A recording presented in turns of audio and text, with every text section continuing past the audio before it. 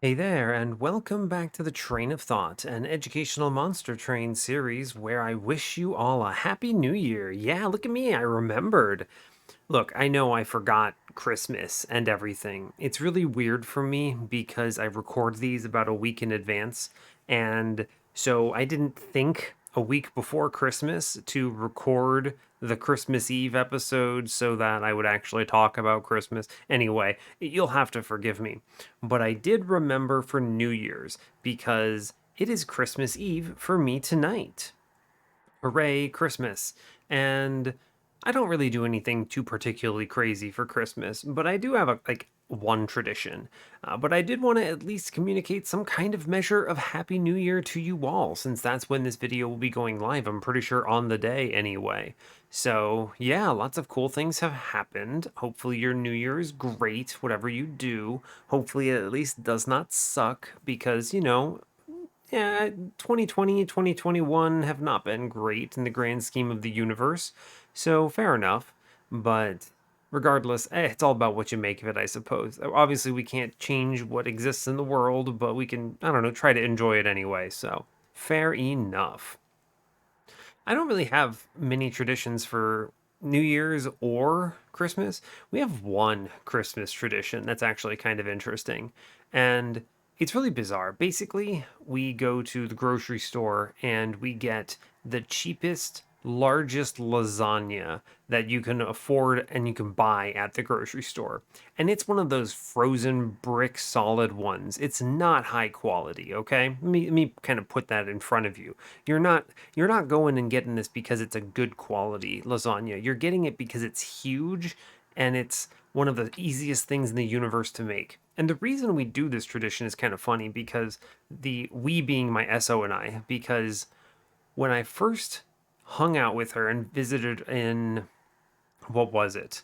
It was years back at this point, but I went to visit her at a via the airport. It was the first time, it was the first Christmas we spent together, and I was actually supposed to fly back the the day after, I think it was, but it ended up being that everything was snowed in so hard and we lost power that we had no heat, we had nothing. All we had was it was like a gas stove or something, and I don't remember all the details. It's been a while, but it worked. The stove did. And so we couldn't use normal things. So we said, all right, to hell with it. We had no food we could really work with here. So we walked to the grocery store and we picked up the only thing that made sense and that was available on that last minute of notice, which was this stupid lasagna. We brought it back and we cooked it to the best of our dang ability, and it was hilarious and terrible, and we enjoyed every minute of it. So now we actually make a thing of the lasagna every year. And hell yeah. So why not? It's what we do apparently. And that's our only tradition as a fact. So do you all have any traditions of interest? Have any notes? Anything interesting for Christmas or for New Year's? Since I'm presenting this to you on New Year's while I'm currently experiencing Christmas in like 6 hours or something. So anyway, if you have anything interesting to share, feel free to comment if you want. Otherwise, I don't normally ask questions in this of random stuff, but I figured it was appropriate since it was a holiday and all. But that's all I've got there as far as opener whatever stuff. We're just kind of playing some normal stuff here of ye old monster train. Very basic, just some runs. Our previous run was with this little lass. It was a little fade run. It was brought us on our 66th win of the win streak. We had Firelight, right, with 3 Animus of Wills infused with Lady of the House. They punched everything to death very comfortably. The run really had some fun stuff with Intent on Death, though. I don't really get a chance to use it as much as I'd like on Fade these days, but it lined up and we managed to pull it off, create a bunch of. I think I duped a Remove Consume -1 Intent on Death, and there was also a Waxen Spike in there. It was pretty good. The run was really strong. I didn't really have any trouble navigating it. I've said this a lot, though. The last 3 champions in the champion rotation, Primordium, Little Fade, and then what we're doing today, which is Echowright, they're really strong. It's I don't want to call them easy because the ways that you navigate these champions and make them super powerful are not always obvious. I get a lot of submissions with these champions for curse seeds. Well, not Fade, but with Primordium and Echowright. And it's because it can be weird playing them, but once you kind of know the trick, quote unquote, I don't know, you just kind of play them and they play themselves in a sense. They're super strong. It's like compare Echowright to something like Tethys, and you're just like, oh, buddy, that's not even comparable. You know, we have actual stats on our Echowright, whereas Tethys, I don't know, has like 8 life in most paths, so that's fun. But yeah, I think that's everything I've got for you, so rock on. I think this is all set up right. Yeah, true enough. All right, so hey, as always, do like, comment, and subscribe if you haven't already. And hopefully we have a good one. Echowright, let's do it. This is correct. Yeah, it is. All right, let's go.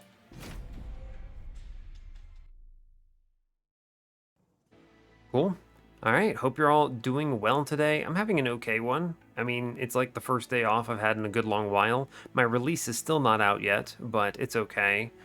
It goes out next week. I think it'll be like next Wednesday or something will be the final date. I hope it comes out this freaking calendar year because, oh boy. And you're in the future, so I hope the James Webb Space Telescope launches successfully and there are no weird anomalies. It launches in my time in exactly 5 hours. And it's very likely that I'm going to be recording Monster Train up until the launch window so I can watch it, is my plan. And then, you know, sleep tomorrow is going to kind of suck, but it'll be fine. It's a weekend, right? Who cares? It's Christmas, whatever. So I'm hopeful it is very successful. It's interesting because it's going to be. It's weird because you're seeing this and it's all in the past, so you know how it went. But I don't when I'm recording this. So it's curious for me because while I'm very excited and very confident, at the same time, I am kind of stressing out a little bit about it. It really needs to succeed. It is an important mission to succeed. And, you know, failure doesn't necessarily mean it blows up or something. Failure could mean a lot of different things. So you just kind of have to, I don't know, hope for the best. Hope for no weird anomalies in any of the systems that matter. And yeah. Anyway, that's what's on my mind. Other than that, it's Monster Train. We are currently today Exile Wurmkin with default melting question mark? Dregs, huh? It's a good thing I'm not Spine Chief or I might be upset about this. We have Double Barrel Daedalus with Spell Shield Arcus and Patient Seraph with Bogfly, Hallow Drippings, and Forced Contamination. It's fine. It's weird. This has the makings of a bad start. But we have cards that consume with Echowright. I should be able to do something cheeky with Reforms and or Burnout. Alright, let's look ahead, see what we have. We have a Remnant banner with the Magic Shop, Wurmkin banner with the Steel Shop, another Remnant banner with the Steel Shop on ring 3 opposite the dupe, 2 early temples, and then 3 temples starting at ring 6. Okay, our dupes are ring 3, as I said, ring 7, and ring 8. So either very early or very late. And none of them are really strong, so no removal dupes, it doesn't appear. Okay, let's see, mid-game steel shops. Oh, ring 5. Okay, we don't get got. When you see 2 steel shops in the early game, it's very likely that you're going to roll no steel shops until ring 6. But sometimes you get lucky and you see one on ring 5. What really matters is it determines where it generates that Merchant of Trinkets, if it generates it at all. It can sometimes do weird things to how many steel shops you're shown. In this case, we see 2 in the mid-game and 1 in the late game, obviously, and then 2 in the early. So 5 steel shops is pretty decent. Sometimes you can roll fewer. It's not bad. We're going to hope for some unit drafts here. I'm thinking though, a Remnant Banner might be really good. Remnant Banner with Shellsmith or something. Yeah, true. Sketches. Man, oh, if I did not have dregs or bogflies, I think I would snap sketches here.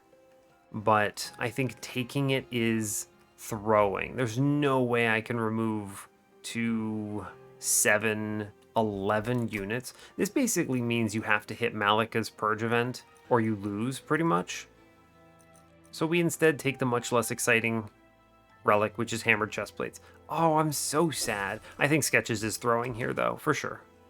And 9-8, Dreg is pretty darn good. What's my ping situation like? I have Echo Breaks, and that's basically it. I value these relics pretty highly. Let's see what Dark Forge we get first. Yeah, Shellsmith is pretty decent. I'm imagining a Shellsmith 2 Repeater 1 game. Yeah, sure. I think Shellsmith is good when you have the double consume start. Well, you know, 2 Hallow Drippings, rather.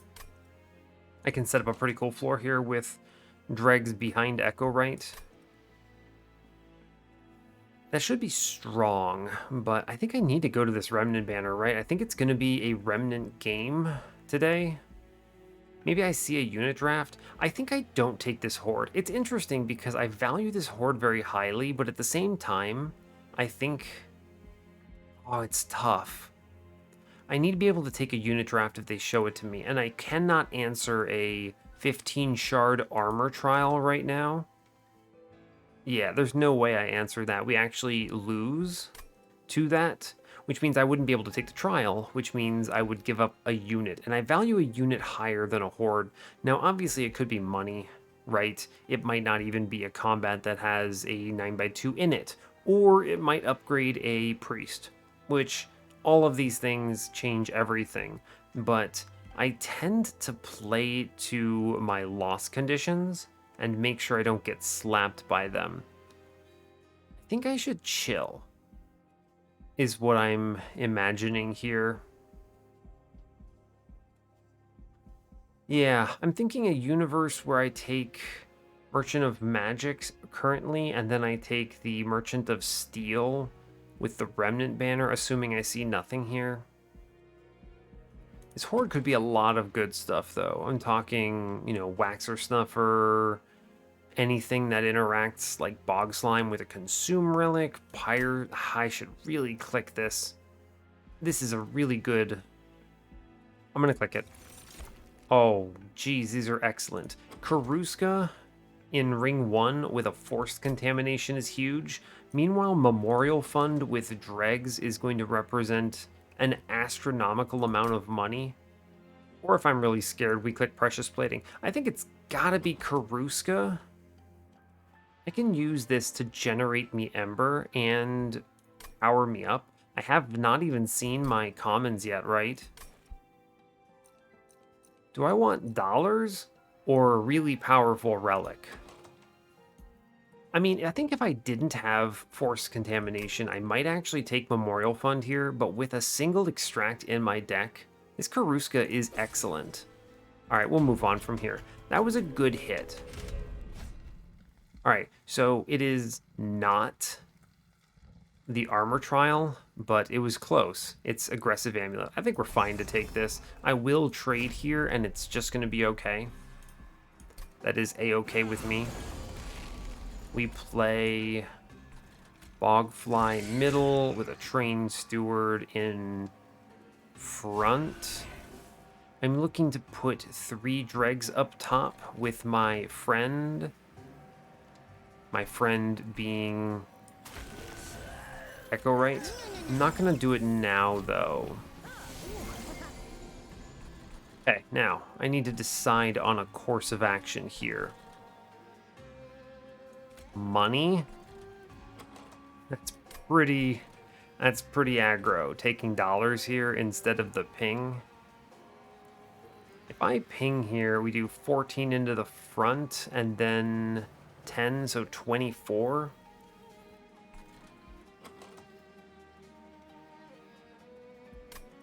I could do double Dregs up top. Pretty good, right? Pretty good.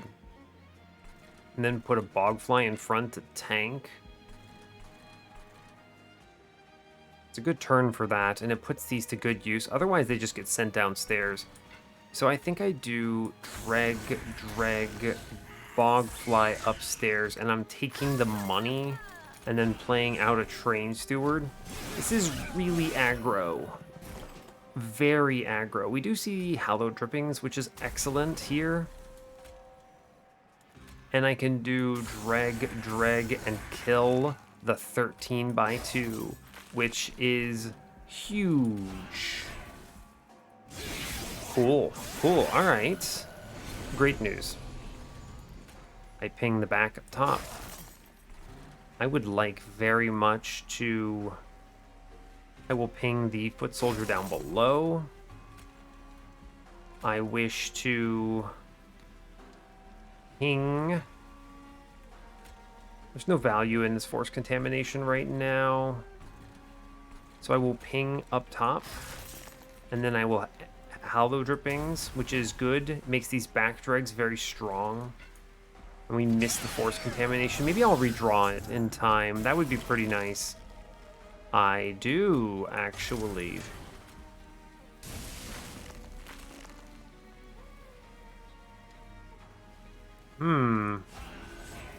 It's decent, 48. It's good. I'll take it. Choose through all of that. We should easily get through this boss with this much stats. Yeah, we're fine. Cool. Very well played. We handled the 15. Well, not the 15, the 5 HP backline. We get the unit draft. Power of Knowledge in my starter.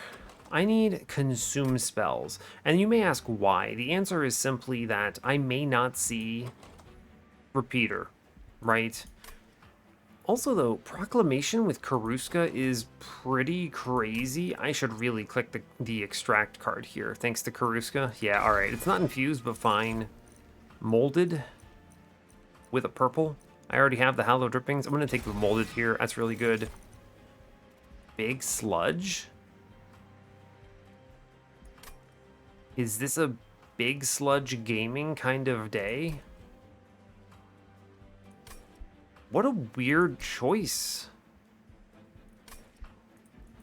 Does this just win? Do I get there? It is... Let's see. I'm going to need to chump with a Tomb of some brand or something. I didn't see the Molten Encasement here. I still might. Huh. I think we click Big Sludge. I'm just gonna say it. I'm pretty sure that is a correct choice here.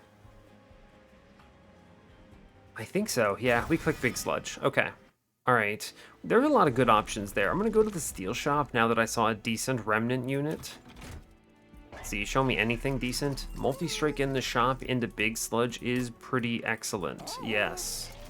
Wurmkin banner. The lug cider. Gross. First of Kin is interesting as an infusion, huh?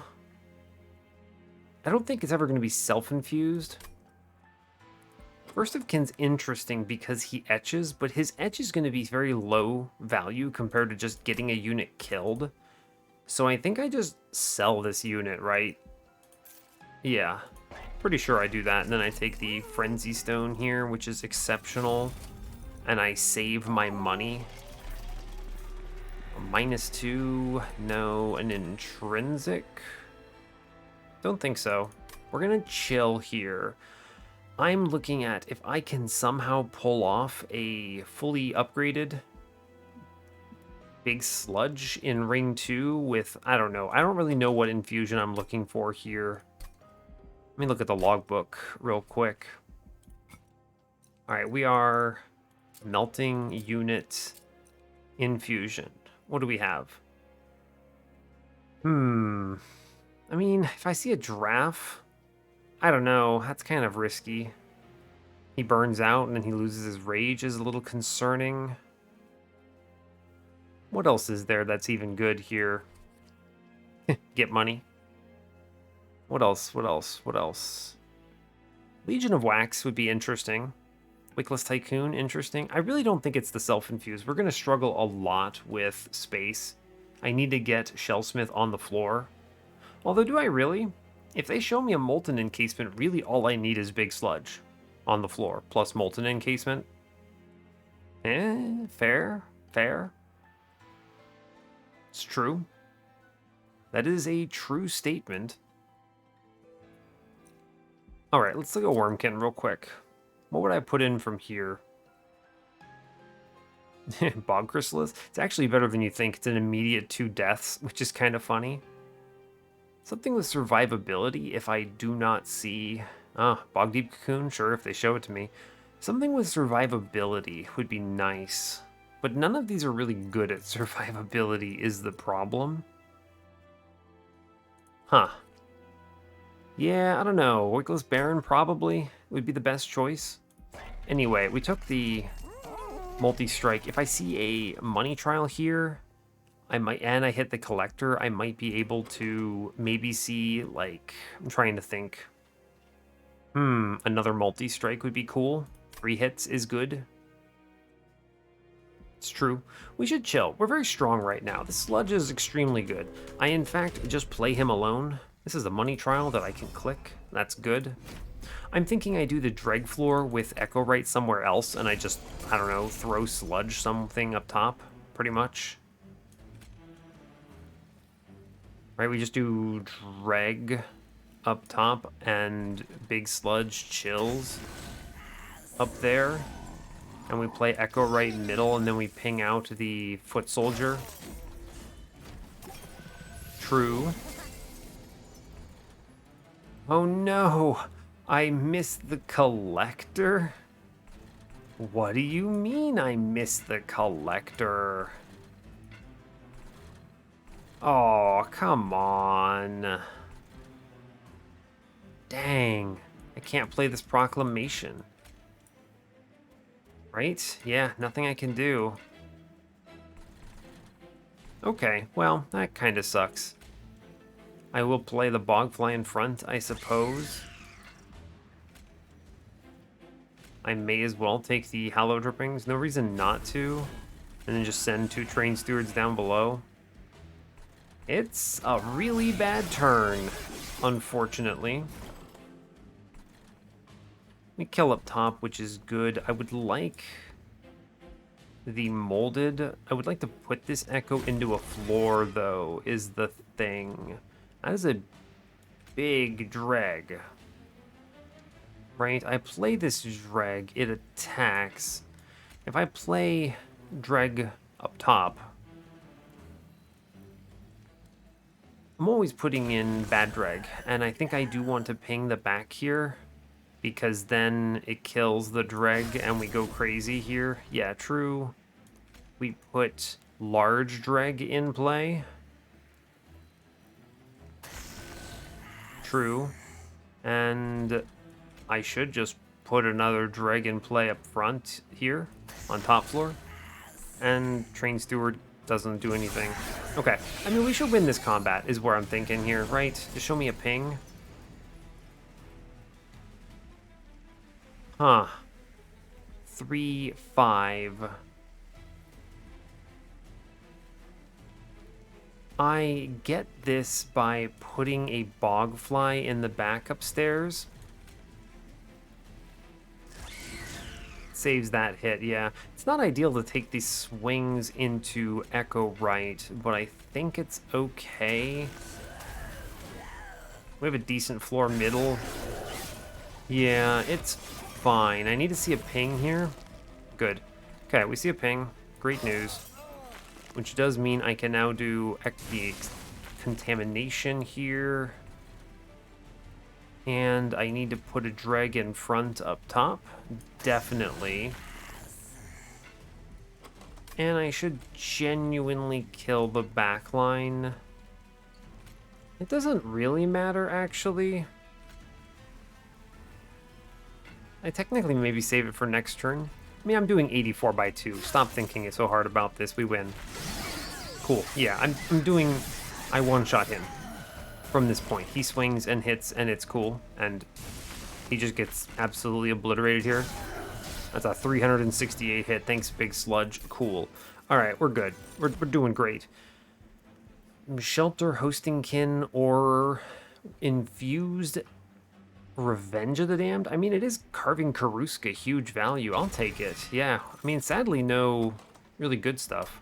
Wrong tomb, but I should still click it. Entombed Explosive, not Encasement. So that means survivability is a concern. This does mean I need Echowright on the floor, since I am not going to be able to do anything else, right?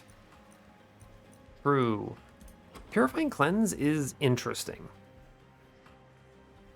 It's interesting because I could still go the burnout line. I need to be playing Echowright on the floor with Big Sludge now because we missed the stealth. Getting some value out of these Hallow Drippings is nice. I think the Tomb is really important, though. I think I have to click the Tomb. Yes, I'm pretty confident I do. And we go to the right. I can re-roll, technically, if I sell this banner. Endless Burnout 1. Ah, it's a Baron infusion today. That's actually great. That's great, yeah. Okay, so we do Baron infusion right now.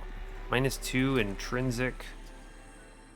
Yeah, I like this because it scales some attack, but more importantly, it scales health. Yeah, I think that is a good call. A good call. Yeah, for sure. I was even talking, I think this is the best one for me here, especially with the lack of the encasement. If I had seen the encasement, by the way, this changes, right? I go to the left and I dupe Big Sludge and I self-infuse and I just play into Endless Encasement, but I did not see that. So instead we completely change what we're doing. I take the Baron infusion here. I think it is correct to give him some life.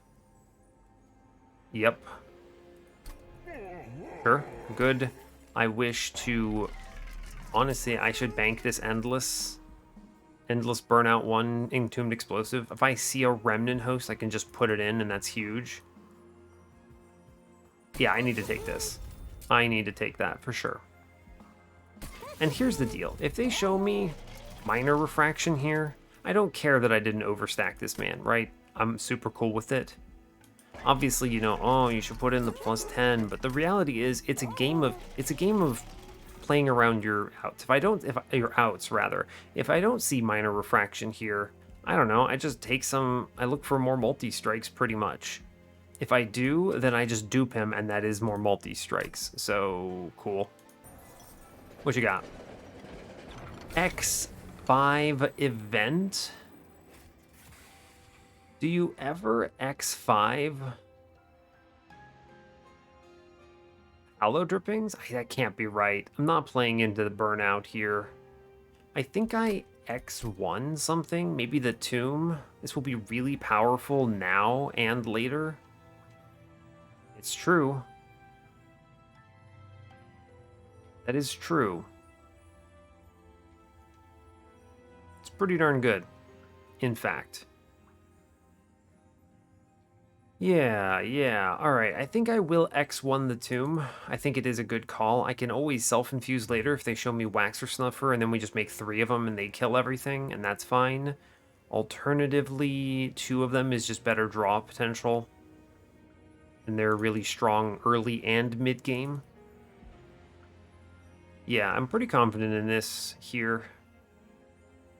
True. All right, let's go. X1. It's fine. We have a really good X1 target, so I'm actually super cool with it. But yeah, we'll chill on 40 here. I don't see that intrinsic or -2 being particularly important. I need Echo Generation to actually get my Karuska off the ground. I don't really need this Merchant of Magic Remnant banner. I'm probably going Removals Horde next floor.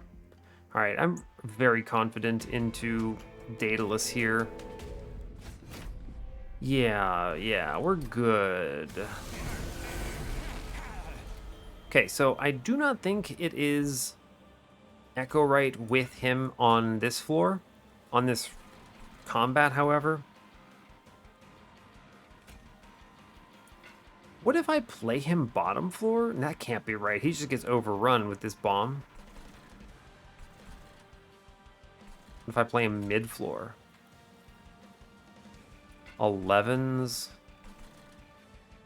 I think I just play him top and stop doing stupid stuff. And it's fine. And we let Echowright do whatever he can on middle. True. I think that's good. Okay. Oh my god, we almost lose Echowright. We just put the explosive upstairs.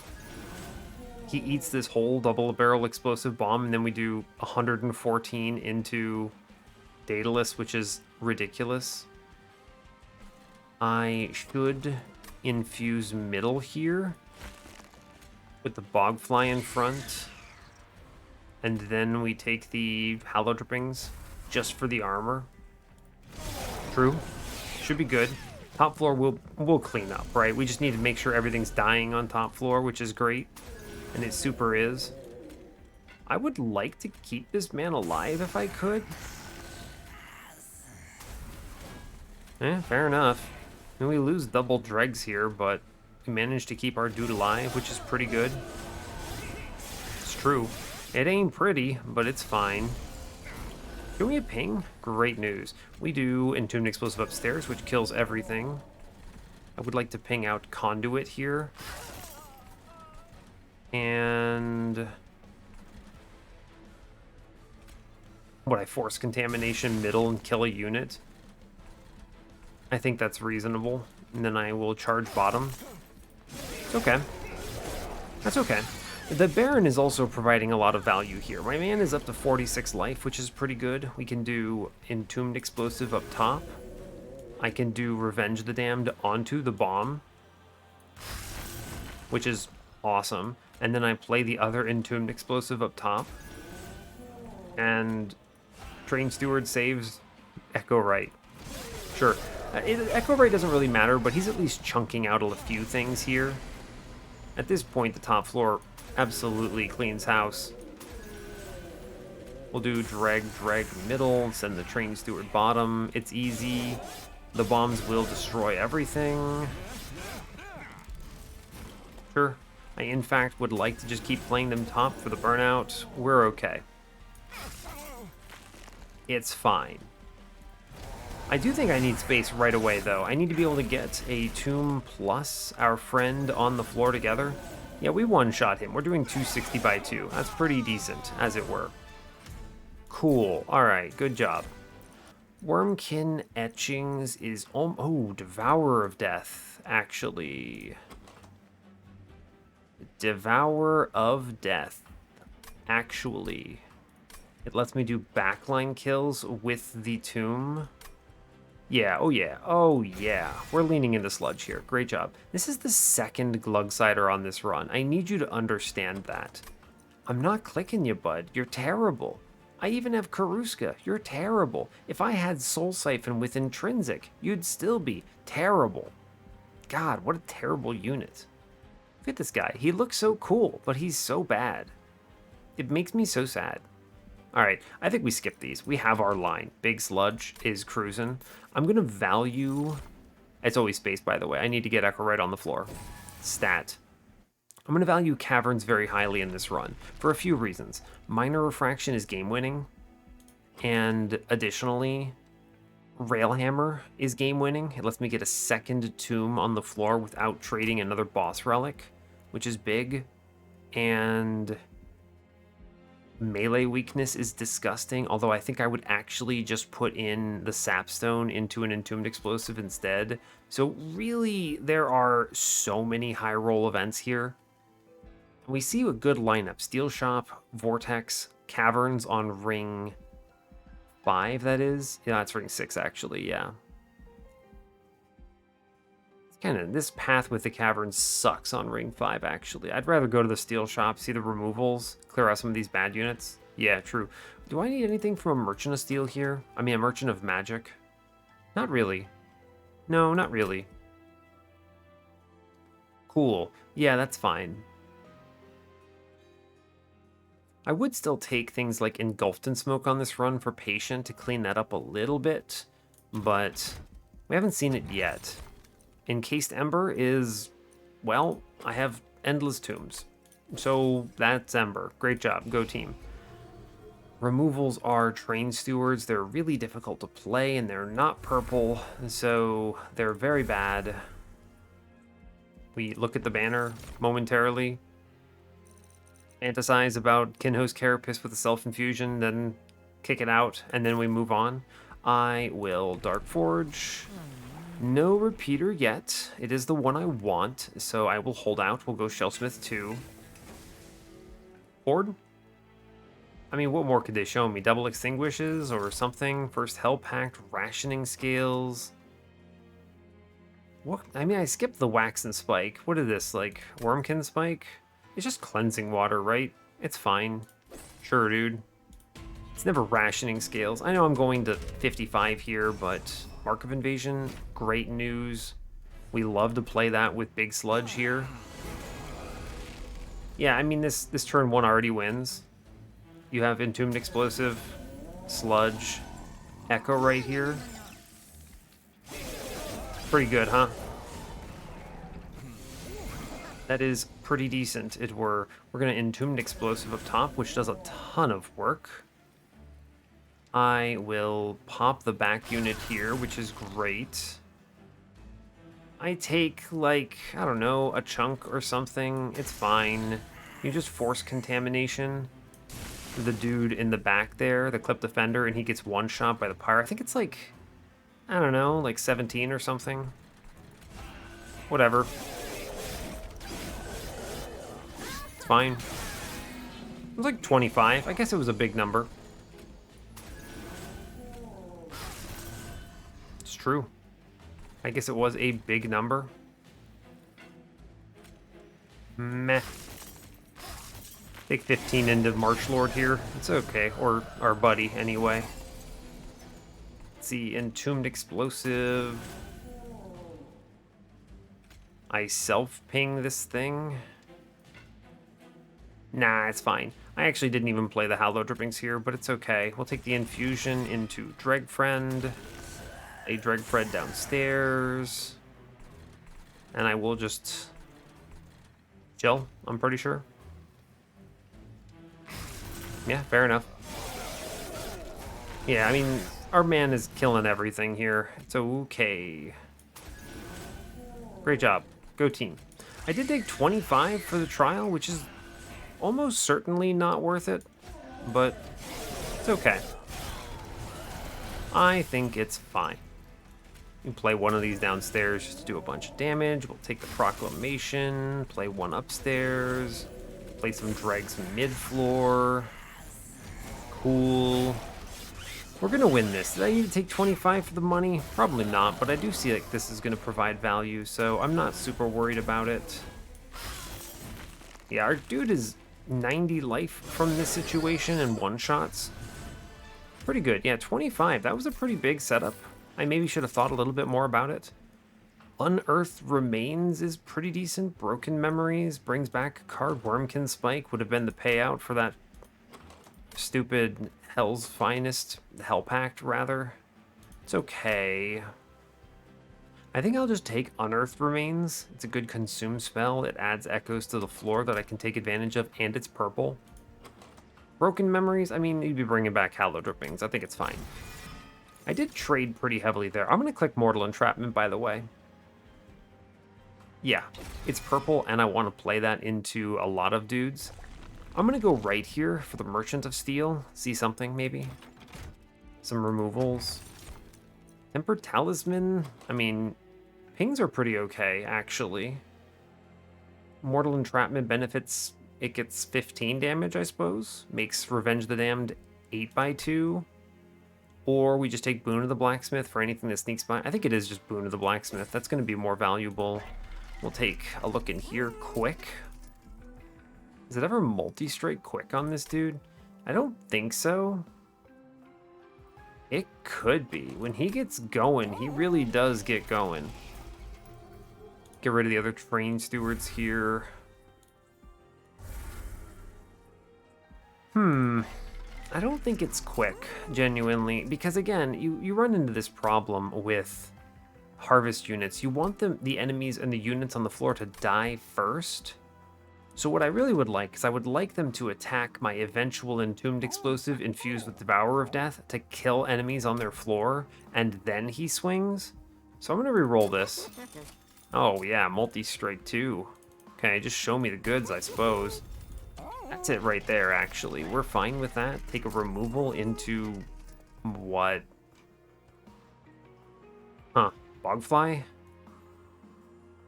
It is arguably the worst unit in my deck right now. What am I doing coming up? I don't actually need this Merchant of Steel for much. Huh. Interesting.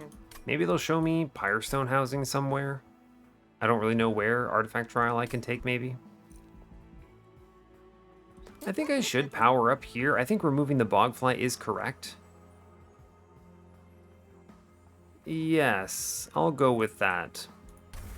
And it's a cheap removal. We'll stay on 185 here. I am going to do another infusion, probably on the next ring, so I do think that I will just kind of chill. Because that takes me to 80 going into Arcus. Yeah. Yeah. We're getting a little low on life. I'm not worried about the sweet boss. Aggressive amulet. It should be fine. I guess I need to consider the sweep units here, potentially. They could clap Baron. I mean, our friend. I don't know. I think we'll be okay, though. Yeah, I think we're fine. I have the big dudes that I'm able to do something about. The big dudes, right? It's drag, middle. Echowright up top with Sludgy Friend in back. And I charge the floor a little bit. Take that Hallow Drippings upstairs. I do play the Proclamation every time.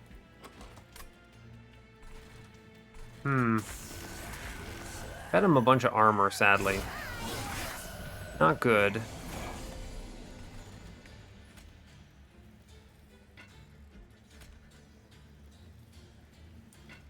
How bizarre. I give up Echowright, maybe? Because I can stop this 16 coming through. What does this Dreg do for me? Nothing. Devourer of Death also does nothing. So I have to give up Echowright, and I'm actually probably okay with that. What you do is you play the Dreg in the back here. Oh, if I play the Mortal Entrapment up front, actually, it's fine. Because he doesn't swing. 21 comes in and you play the Dreg in front. And yeah, we're fine, actually. We do the Mortal Entrapment here, and then we tank one of these 21s with a Dreg. Cool. And this will get us going. I've just fed all of these dudes big numbers. We do... He's taking 12. I play the Hallow Drippings first, then I play the Entombed Explosive. I should... What's coming up? 1 Echo Break. Not very good, huh? I think I should kill something on this floor coming up. We're doing, what, 44 by 3 here. We're going to get 3 more kills. I'd like to infuse this floor. 3 more kills puts me at 15 more rage, which is another 30 damage. That's a lot, huh? That's 74 by 3. I mean, that kills the whole floor for sure. So if I can get this dude in front down under 30, it's ideal. We'll have an Entombed Explosive, though. I think we just shoot him. Right? I think it's actually just fine. Sure, I think it's okay. We're going to lose Echowright on this combat, but it is what I was expecting, really. Wow, I'm actually surprised that worked, huh? True. That's pretty cool. Play the other explosive middle. Seems good to me. Sure. Take the Force Contamination into him, why not? I want these kills for next floor. Fair. Pretty good.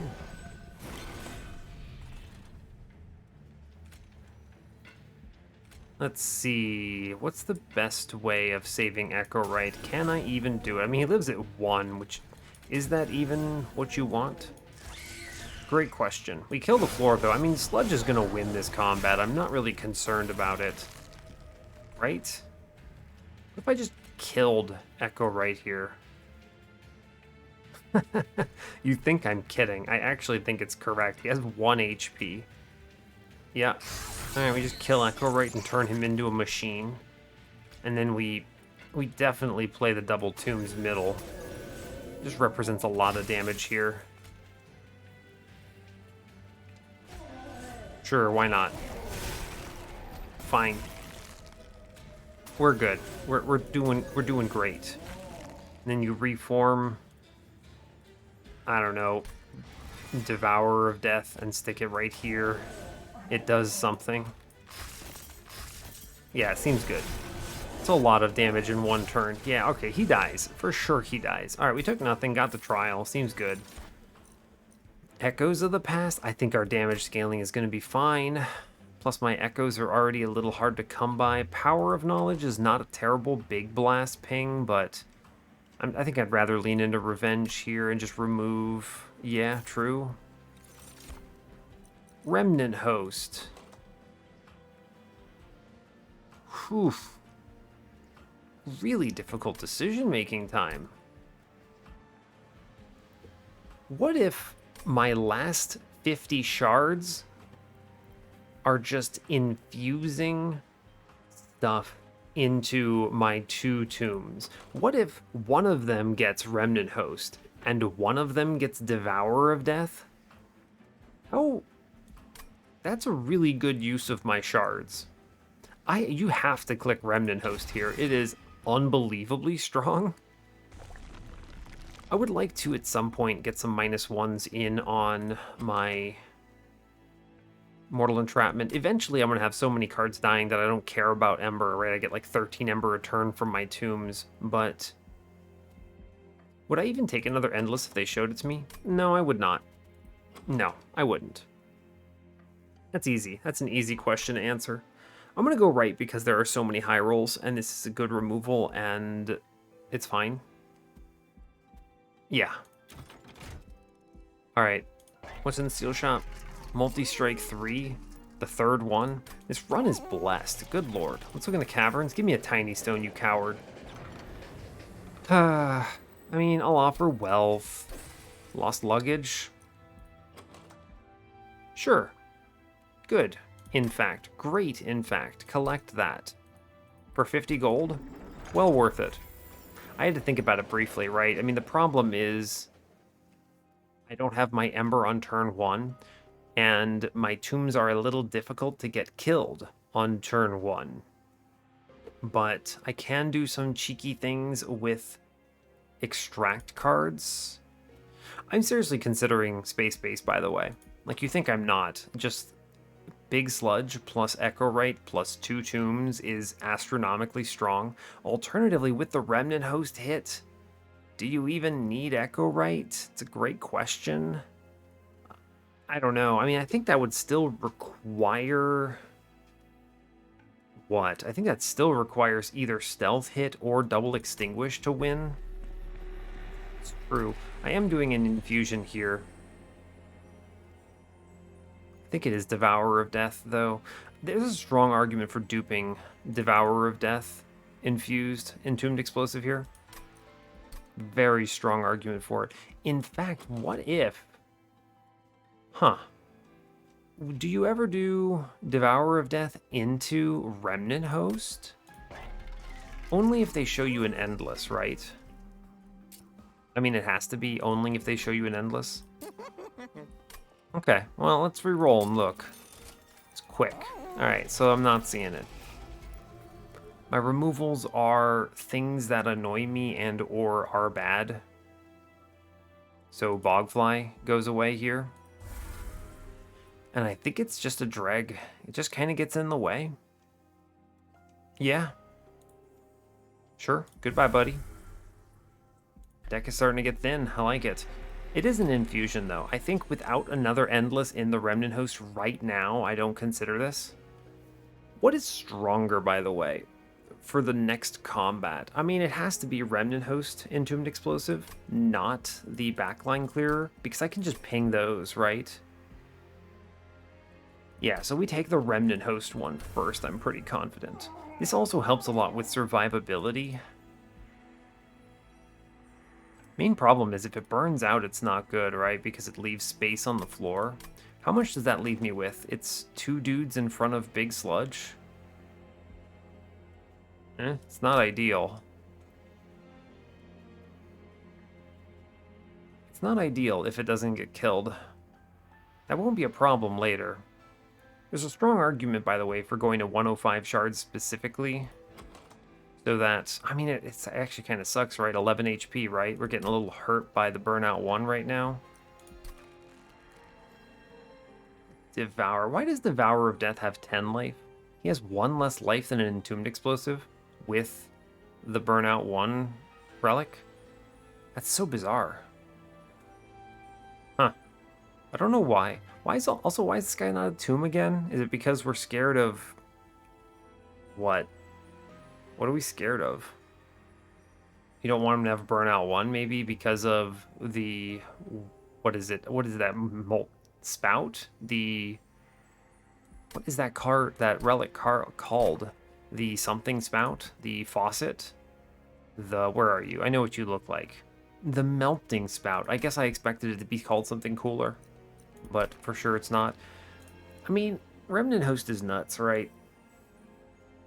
Like, it's just crazy good. I think I have to do this. It's just too strong to pass up.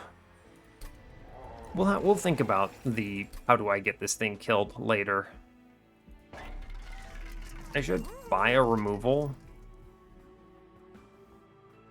I don't think I care about the dupe here. I'll get my -1s into... Well, I guess I could take removals and just shrink the deck down even further. I'm at a stage where with the lost luggage, I kind of don't know if I care about taking a draw relic here. I think it is double space. And you just draw 10 on turn 1 and you remove aggressively. What's our deck on a redraw? We're going to infuse away the Devourer of Death. So it's 5 Echoes, 2 Tombs, so 7, 8. These go away, 9, 10, 11, 12, 13 cards on a redraw. It is slow to get through that, admittedly. I don't really think I need to add much more. The Mortal Entrapment really solves Patient if I can shrink my deck enough. I'm just debating, do I throw away Echowright? Because it is a serious consideration. I'm not etching very well. He might just be bait on a lower floor, in which case I take draw here. We'll have to answer that after Arcus, actually, but I genuinely think it might just be better to throw the tombs at the floor, right? Because then if, with space, if I let the Remnant Host burn out, it leaves 2 dudes on the floor that swing the next turn and chump block, and they burn out, and then we have 5 on the floor. You can still replay the tomb, right? It's true. We don't have to answer this now. I will save my cash. I think we're okay for the moment. Let's see how this plays out, though. I'm really interested. Yeah. Tendon piercing into Revenge of the Damned. This is really good. Revenge of the Damned at 15 with piercing. I don't think there's a universe I skip this tendon piercing. It's just too powerful, and it's also the best holdover I could see. Alright, you convinced me. I'll go to 90 here. That's a really good tendon piercing. Alright, let's move on. Cool. I had been thinking about that a little bit, and I wanted to make sure I considered it and then decided. That card is nuts. Okay, so like, seriously though, you look at this, and you go, what do I do? Do I just play bottom floor? Like, what is Echowright doing here? Genuinely, what is Echowright doing here? It's a really interesting question. What if I actually just kill Echowright? Right, you do... Am I seriously gonna do this? Maybe. It's interesting. It's tough because I really do believe that Echowright is good, but this run has gone in a direction where I don't know if I need him, and that's a confusing position to be in, I suppose. Should we try this without him? Alternatively, I can kill him with Revenge of the Damned as a trigger.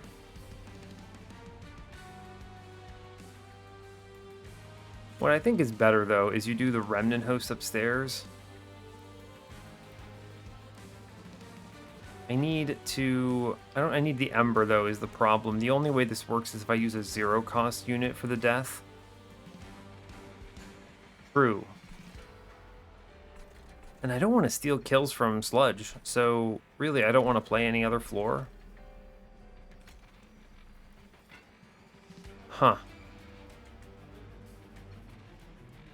Yeah, I need 4 Ember on this turn, but I can't get it unless I sack something. So what you do... Weird, right, you do Echowright up top. Yes. He gets dazed. I then play the Sludge behind. I then Revenge of the Damned on Echowright to kill him. To get an Ember back. And I play the Remnant Host Entombed Explosive. And we let other units sort of just die. And we send the Hallow Drippings because I don't care about Echowright. It's true, I think, right? And then you just keep playing this thing upstairs and it's fine.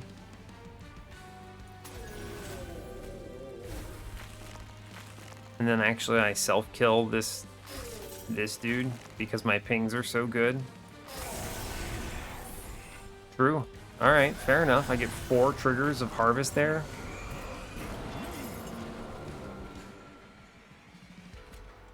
What can I reform? Echowright? I could let Echowright burn out on the floor. You better than you think, perhaps? God, yeah, I mean, you think I'm kidding. Here, Echowright, your true form is Burnout 1. Yikes. Well, true enough. We're doing, yeah, we win upstairs. Jesus, he's doing 90 by 3 right now, which is pretty decent, I think. Okay, I'm gonna pop the Spell Shield then on Arcus. No reason not to. This is good. Oh yeah, we doubled our damage. Just don't be another Rally Shard. Alright, cool. It's just Remnant Host. True, and then you send dregs, and I suppose we take the Proclamation and keep our dregs alive. It's fine. I think it's good, right? I think it's really good, just doing this. Yeah, true. And I ping the Spell Shield, and we Mortal Entrapment the boss. And I Proclamation the overcharged tank, who's giving everyone 10 armor, which sounds scarier than it is, because my Sludge is doing 10 billion damage. It actually has 120 rage here. Yeah, that seems reasonable.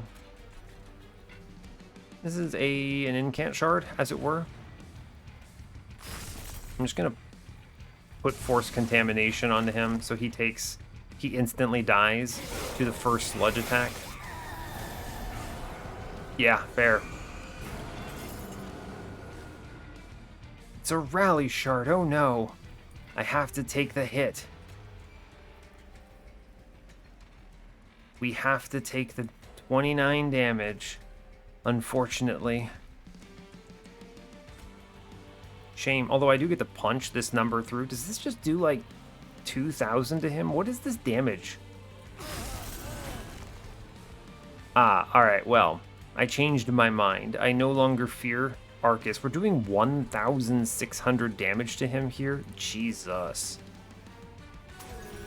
Well, that seems good. Yeah, okay, fair enough, kids. Oh yeah, that's a single attack for 1,600. Cool, cool. Good chat, good chat. I don't want to take this hit upstairs, so we just play the Remnant Host one upstairs, and then I'll put the other one in here, and I don't know, I'm gonna reform Echowright. Look at him, he's doing it. He's doing it. What does this top floor look like? It doesn't matter, we're winning up there. All right, good job. Go team. This Sludge has some serious numbers.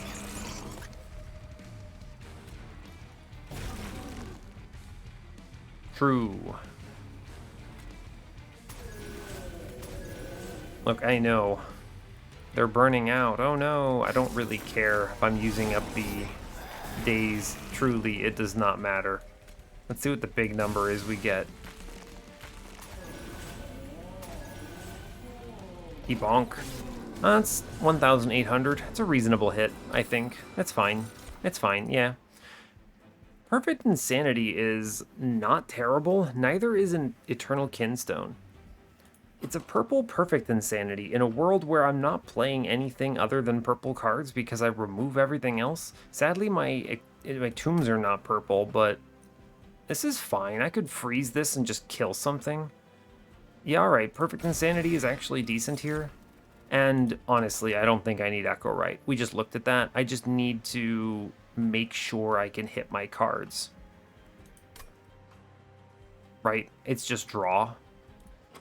And it's actually good to have the Remnant Host burn out into Patient, right? Because then the drafts will be taking the melee weakness. True. Maybe I can use Echowright to bait. How does this beat the Divinity, right? I mean, okay, so it gets 2 life a hit. 2 life a harvest. We're getting, what, 1, 2? Maybe you play mid-floor, depending on your draw, actually. You ramp fast enough. I think it is draw relic here, yeah. The only turn where I don't have a million ember is turn 1. It's actually true. Now on mid-floor, does that work? I have 5 space mid-floor, 3 and then 2 tombs in front. Divinity does 14, which will always kill the Remnant Host dude. So nothing chills. Yeah, I think it's draw here. We have options. The dupe is tantalizing. We could still see it. The Sapstone or something else. It's such a high roll, though. To go that way, Merchant of Magic is just strong. I'm going to infuse the Devourer of Death anyway. I get to go to the dupe next floor. Yeah, it's got to be the Magic Shop. We don't need to fish for high rolls here. I think we have it as long as we play into what we already have. Alright, they never showed me Repeater, which means I think I take Marshllord and we just send this dude as bait. Genuinely, he's bad. He doesn't go on the floor. Alright, Marshllord, Echowright. Sure, dudes. Sure. Spell Chain, Tendon Piercing. Show me a holdover. Okay, no, fair enough. Remove Consume. Don't really want that either. Mortal Entrapment should be cheaper, I think. That matters. 20 in Consume. It's not terrible. Put this into an Echo Break, get rid of one of them.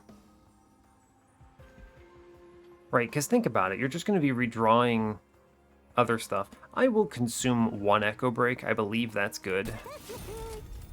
There is no remove consume hit that I want. We re-roll it. Double stack. Let me think about this for 10 seconds. Melee weakness 6 is a very large number. Alternatively, dazed 6 is a very large number.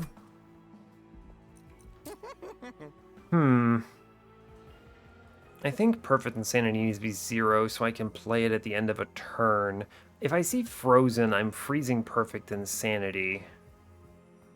Mortal Entrapment, I think it's more important that it be playable, but the truth is, I mean, 6 days is pretty huge, and I can use the Echo Breaks to enable that immediately, pretty much. This is really good. 6 dazed. That's game winning on top floor Divinity. It's true. That is true. I think it's got to be double stack Mortal Entrapment here. As long as I don't draw it on turn 1, there's a pretty good chance you draw it on turn 1, though, is the problem, right? And it cannot be made cheaper. I have to wait to redraw if I do that. I probably should be making Echo Breaks free then, potentially. Because if you hit one of the free Echo Breaks with double stack, the problem is that doesn't work because I have to play big Sludge. No matter what I'm doing, I never get to play it on turn 1 pretty much. So I think making it more impactful is correct. They showed me the double stack here. Now you could do double stack Force Contamination and just kind of, I don't know, send it, but it's fine. I don't think it's necessary here.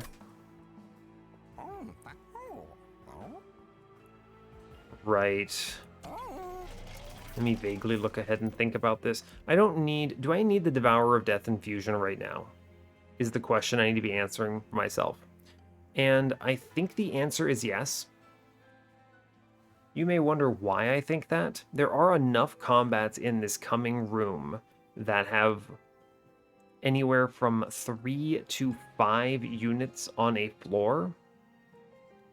Right? Think about it. The Shade Wings is an example. Right? Shade Wings really desperately wants you to be hitting 3 units. Alternatively, you have Winged Horde is the other one. Winged Horde, you need to hit 5.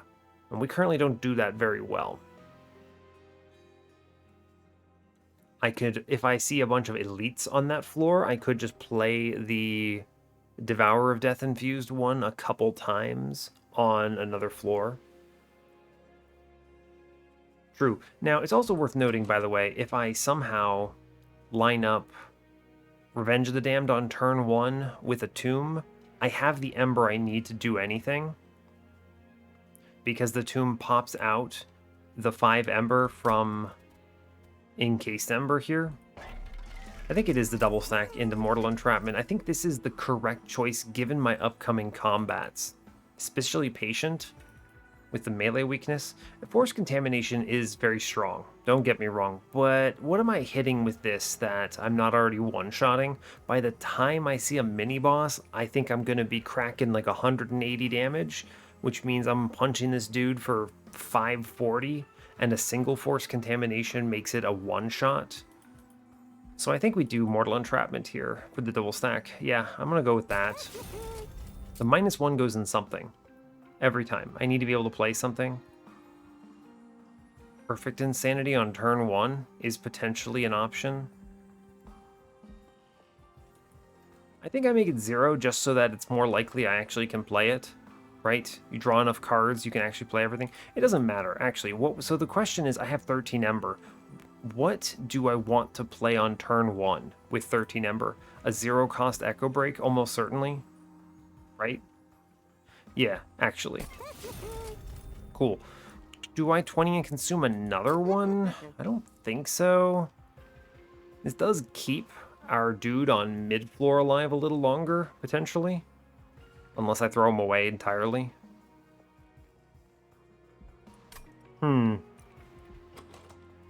Every card I consume here is basically permanently gone from the run. So if my redraws are basically what? Tombs and Echo Breaks, and then my extracts, all 4 of them. One which hopefully gets frozen eventually. And then this molded. Molded will be fine. I'll use it to chump block some random turns. It'll be okay. Yeah, I think it'll be okay. So I think another 20 and consume into an Echo Break is okay. Sure. And now, I do see 2 removals right here. Both of these are just dregs. I believe. Let's see, do the infusion now. I did already explain why this matters. Devourer of Death into the other Entombed Explosive. Yeah, for sure. For sure. Good job. Great job. Okay, 115. We're probably going high on shards, by the way. I probably am duping one of these tombs or something. My removals are what? Honestly, Hallow Drippings are just as bad as a Dreg, if not worse. They're not purple. I guess they maybe help the Echowright floor. That does something, maybe. The problem is, on the Divinity, I don't even know if I play Echowright, because he just gets farmed out. What are these cards doing? They're not purple. Whereas, at least the Dregs are purple. They get me going a little bit. I'm going to remove one Hallow Drippings. We're throwing our man away, and it's okay. And I will remove a Dreg.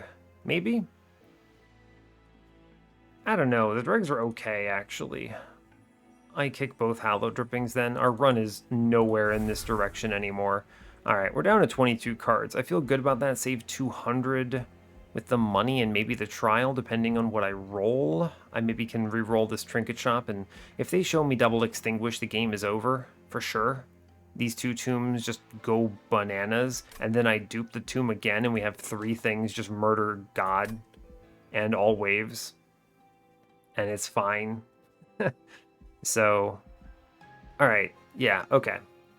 I'm pretty likely to dupe the Devourer of Death infused one anyway, because the two of them combined on the same floor represent 30 backline damage, and they are literally the best card I could be playing, so yeah. Alright, we move on. 115 shards right now. It's a lot, but we're reasonably we see every card in our deck in 3 turns. This is Winged Horde, immediately paid out for the Devourer of Death infusion. I think the spikes are okay. As he gets HP back? Yes. I think I'm going to use the Devourer of Death on lower floors. Right, so this is a great example of what I was talking about. I can use Revenge the Damned to save myself Ember Drain.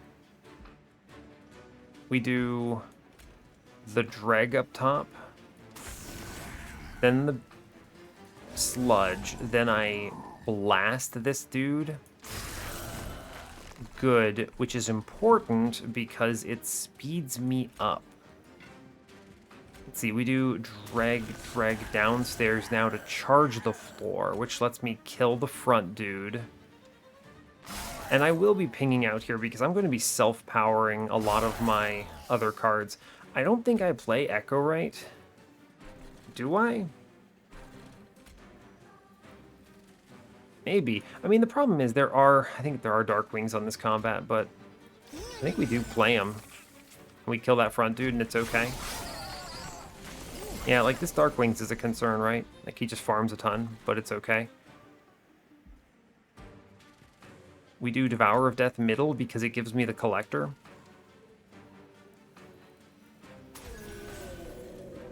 True. Let's see. I think I will play the Remnant Host one upstairs. Get some of these kills going. I should Proclamation upstairs for 1 Ember here.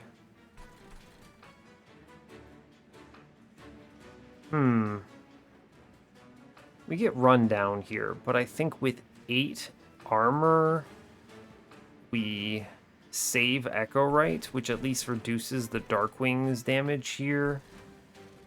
Right, so we do Proclamation upstairs for 1 Ember. I then can Unearth Remains downstairs. Oh, weird. Interesting. It actually hatches the dude and we take some hits into the frontline dude instead. Interesting. Alright, cool. That's fine. Cool, we get the money. I think I have to Devourer of Death this mid-floor. Because, holy crap. How much do you do? 10? If I self-ping with the Echo Break, this is actually super fine. We do the Remnant Host upstairs. I self-ping it, which turns this around tremendously. I take the Entombed Explosive downstairs. Right? I could actually play Perfect Insanity, by the way, on top and just send this dude, but it's actually important that he kills my tomb. So 4 drafts die on this floor, which is really critical. Yes. And it puts me over the threshold to kill him. Yeah, it matters. Now, this next floor, if I play the Devourer of Death, these 2 Wiltwings die and trigger a cascade on the next floor. So I leave them alive here, actually. True, true. I'll play the Devourer of Death downstairs then. It's good. It's good. Trust. Trust. Keep our dude alive, I suppose, downstairs. Why not? Here, have another Dreg friend. A surprisingly durable floor. And then I Perfect Insanity the heavy. No, I actually want them to walk. They matter. Yeah. Yeah, check out the scaling on this. Yeah, great. Good job. Cool. That's a bad floor. Infused Darkwings. Yeah, like this top looks bad until you play the Devourer of Death.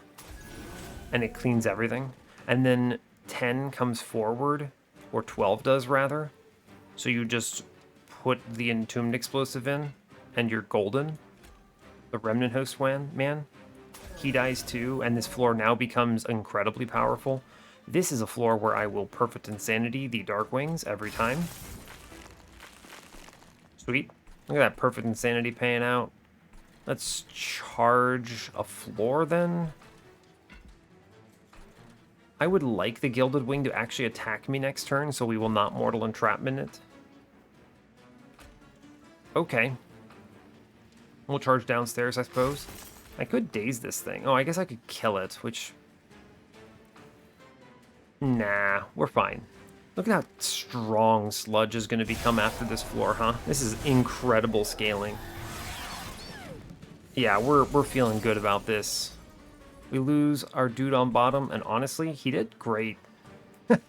He did great. Right? Remnant Host actually kills himself because he attacks in the spikes with 5 damage. He's a genius.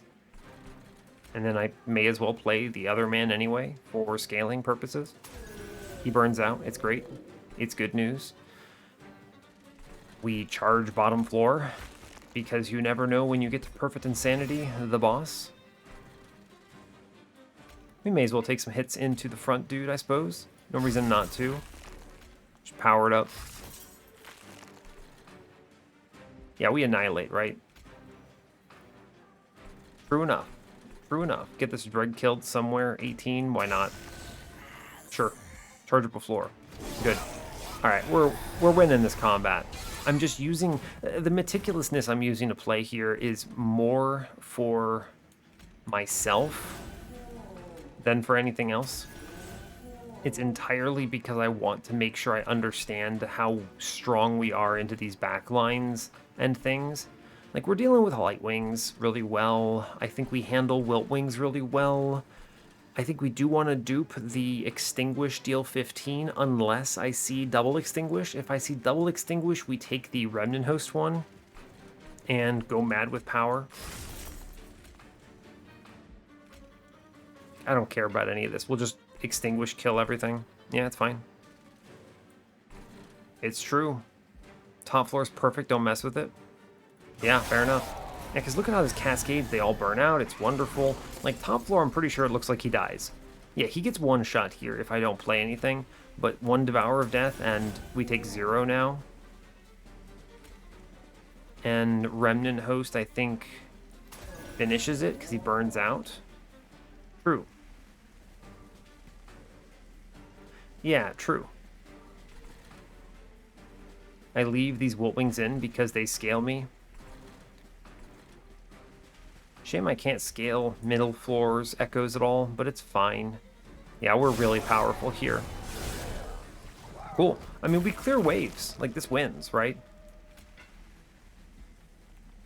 How do I Can I ever daze this man? How do I... Oh, I just shoot him, right? Yeah, you just shoot him. Oh, yeah, it's very obvious. I had that card in my hand. And then you do the Mortal Entrapment here. And then I do a Force Contamination here. Oh, God. Oh, no. What have I done? And I... Honestly, you just play the Remnant Host 1. We leave the drafts around, and it's fine. Or no, I play the Devourer of Death 1 middle. It's cool. He actually dies perfectly because he swings into the Wiltwings and kills himself on the spikes. So the spikes have actually been a pure benefit on this combat, which is kind of cool. True, true. And honestly, I mean, the melee weakness gets stolen by the draft, actually, but it doesn't matter. We basically one-turn him here anyway with the daze, so it's fine. Also, I could totally perfect insanity him, which is pretty cool, I think. Decent. We don't even lose the draft anymore. Yeah, cool. All right. Seems good. Seems decent. Yeah, we lose that melee weakness. I just wasted it with the drafts rather, but it's fine. All right, I mean, we demolished that combat. I feel ridiculously powerful there. Eternal Kinstone is actually kind of nice. It is purple and it is itself a permanent infusion. It's nice because I'm playing Perfect Insanity. If it were Consume, it might be better. Yeah, I don't know. I don't really need to play much. I think I should click it. I'm going to click it. I think it's good. We draw fast enough. This is a really good card here. Intent on Death is huge. Crushing Demise is huge. It's true. Those are both very good cards.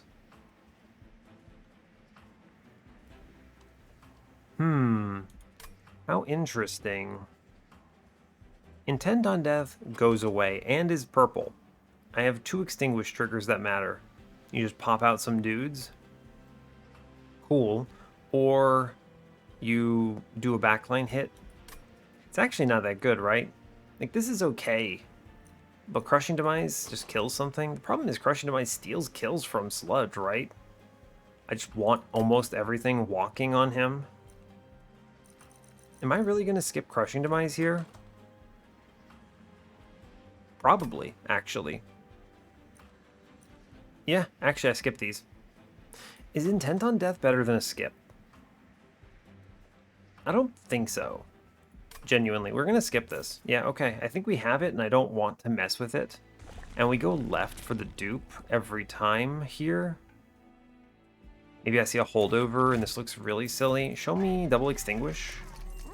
Sinner's Salve, it's not bad. Improved Firebox is the exact right turn for that. We click this every time. Because remember, I don't have the... We've been dealing with this every combat. I don't have the tombs in play. So turn 1 is weird, playing the Sludge. Now I can easily, comfortably deal with this Mortal Entrapment. So we absolutely click that.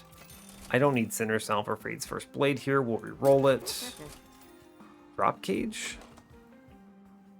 No. Mind Horde? Winged Indulgence? Those are not great. Okay, what am I doing? -1s. They matter, I suppose. Let's see. Eternal Kinstone being free? Why not, I suppose. Make this thing free is good. I could funnel removals, but I think the -1s are just going to be okay. We're going to have so much Ember, though. Weird. That's very strange. Let me look at this temple briefly. -2. Purge? Meh. Infusion of Dreg into Dreg? No. Alright, so I think we're good on pack shards. We'll take 15 from this dupe on a unit, almost certainly.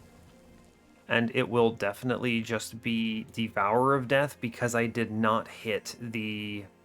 What is it called? Waxer Snuffer. This guarantees 30 backline damage, which clears everything. Yep, it clears every wave's backline. True. True. Yep. I'm good with this. I'm good with this. Yeah, I'm just double checking myself, right? I plan on just dazing the ever-living hell out of the Divinity and Patient with this double stack Mortal Entrapment, and then we just blast the floors. And this Devourer of Death combo here is what makes up for the fact that Sludge only hits 3 times. I don't have enough hits on the floor to kill waves right now. I still might leak something, genuinely, right?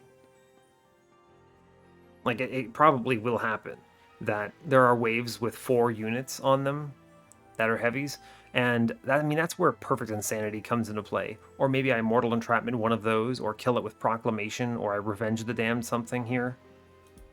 Like, there's a lot there that matters. So, I don't think I want to consume too many spells here. It's tough. I should make things free, though, right? What am I removing if I remove stuff? It's just dregs. But they're okay on turn 1. I'd also like to leave something in that Molded can work with. The Echo Breaks are important. I don't want to consume any more. 3 are fine. Yeah, so I'm going to make an Echo Break 0 cost here. I think it is the card I want to play the most. It is the quintessential I'm a charging my floor card. Yeah, for sure. Good, I think that is right. I do not want to consume any more. 2 going away is fine. More, probably not. We'll re-roll this. Remove consume? No. Give me frozen or holdover, please. Yeah, frozen is fine. Frozen goes into Perfect Insanity. I now save this for an important turn when I need to just end an enemy. Just bring him to death. Great. A -1 goes into the other Echo Break. These are probably the most important cards. Genuinely. Yeah. Is that a +10? Nah, it's 20 consumed. Damn. I was hoping for some kind of a booster to this thing, but it's okay. Yeah. We'll do that. Okay. Now let's look back over here. I need to think vaguely about how I don't lose. I'm thinking about the 4 heavy waves. There are a few of them. Let me, as I smash my face with my hand and try to recall them all offhand.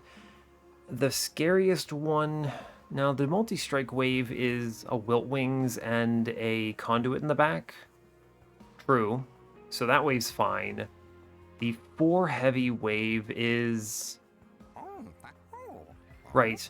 2 Gilded Wings plus 2 Light Harnessers, because we don't deal with 70 in the back.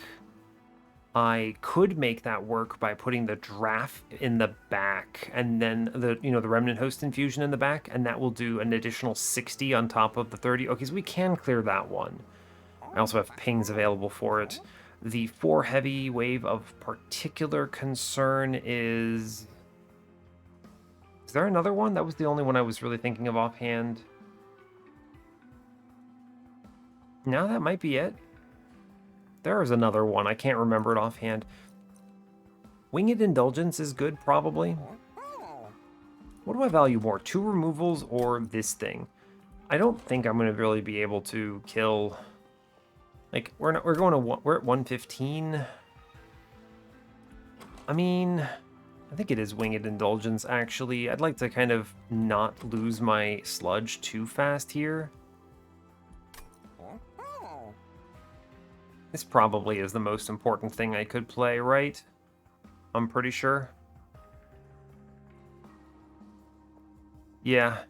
We'll see what our draw's like. I mean, we have a really good setup. If I hit a Mortal Entrapment on turn 1 with one of my 0-cost Echo Breaks, or I don't even care actually, thanks to the Firebox, then I think we can play top into Divinity. We should see the whole deck very fast though, right? I see 10 and then 12. It's true. So I see every card but 1 in 3 turns.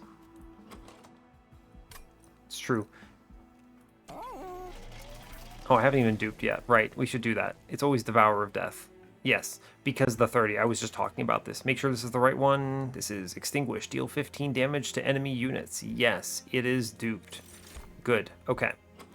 It's good that I have the Wickless Baron infusion. The HP scaling from this is really, really helpful. Really helpful. 130 shards. It's concerning because it gives patient trample, but I don't know, just daze him, I guess. Huh. It's a little concerning, actually. Gives him trample. It is still correct. I think it is 100% right. I probably need to bait him a little bit until I get him dazed, though. Is it 2 removals to move faster here? Maybe. Maybe. I don't think it was wrong going to 130, by the way. Every single one of these cards I took is really important. Like, seriously. I think it is actually the Winged Indulgence. I don't know. I'm drawing through my deck fast enough. Let's see. Our redraws are what? 1, 2, gone, 3, 4, 5, 6, 7, 8, 9, 10, 11, 12, no, 13, 14. 14 cards. I only see 3 cards a turn, though, because I'm playing 3 endless units. It's true. I am playing 3 endless units. I'm going to remove 2, actually. I think it is better. We'll go down to 2 dregs here. Yeah. I can reform them. The molded is fine. Is the molded necessary, actually? What do I really reform? I mean, you could reform Echowright and do some dumb things with him. We did that in the last combat. I think Patient is a bigger threat than the Divinity, but I think this run is harder than it looks. I'm just going to kill another drag. I think it's fine. I like these other cards too much. Yeah, okay. Down to 22 again. Let's see, Merchant of Magic, 20 and Consume is wrong here. Right? Proclamation kind of sucks. I actually think I will 20 and Consume Proclamation. This 150 lets it just kill a dude, send him, and then we're fine with it, and it goes away. Sure, actually. That's good. Yeah, I like the big hit. And we chill. Patient at 130 shards. It's a threshold I hate to see when you don't have stealth or something like that. You don't have some way of abusing him so he doesn't hit you. I think I would not have gone to 130 without this Mortal Entrapment, for what it's worth, but we'll go to 130 here.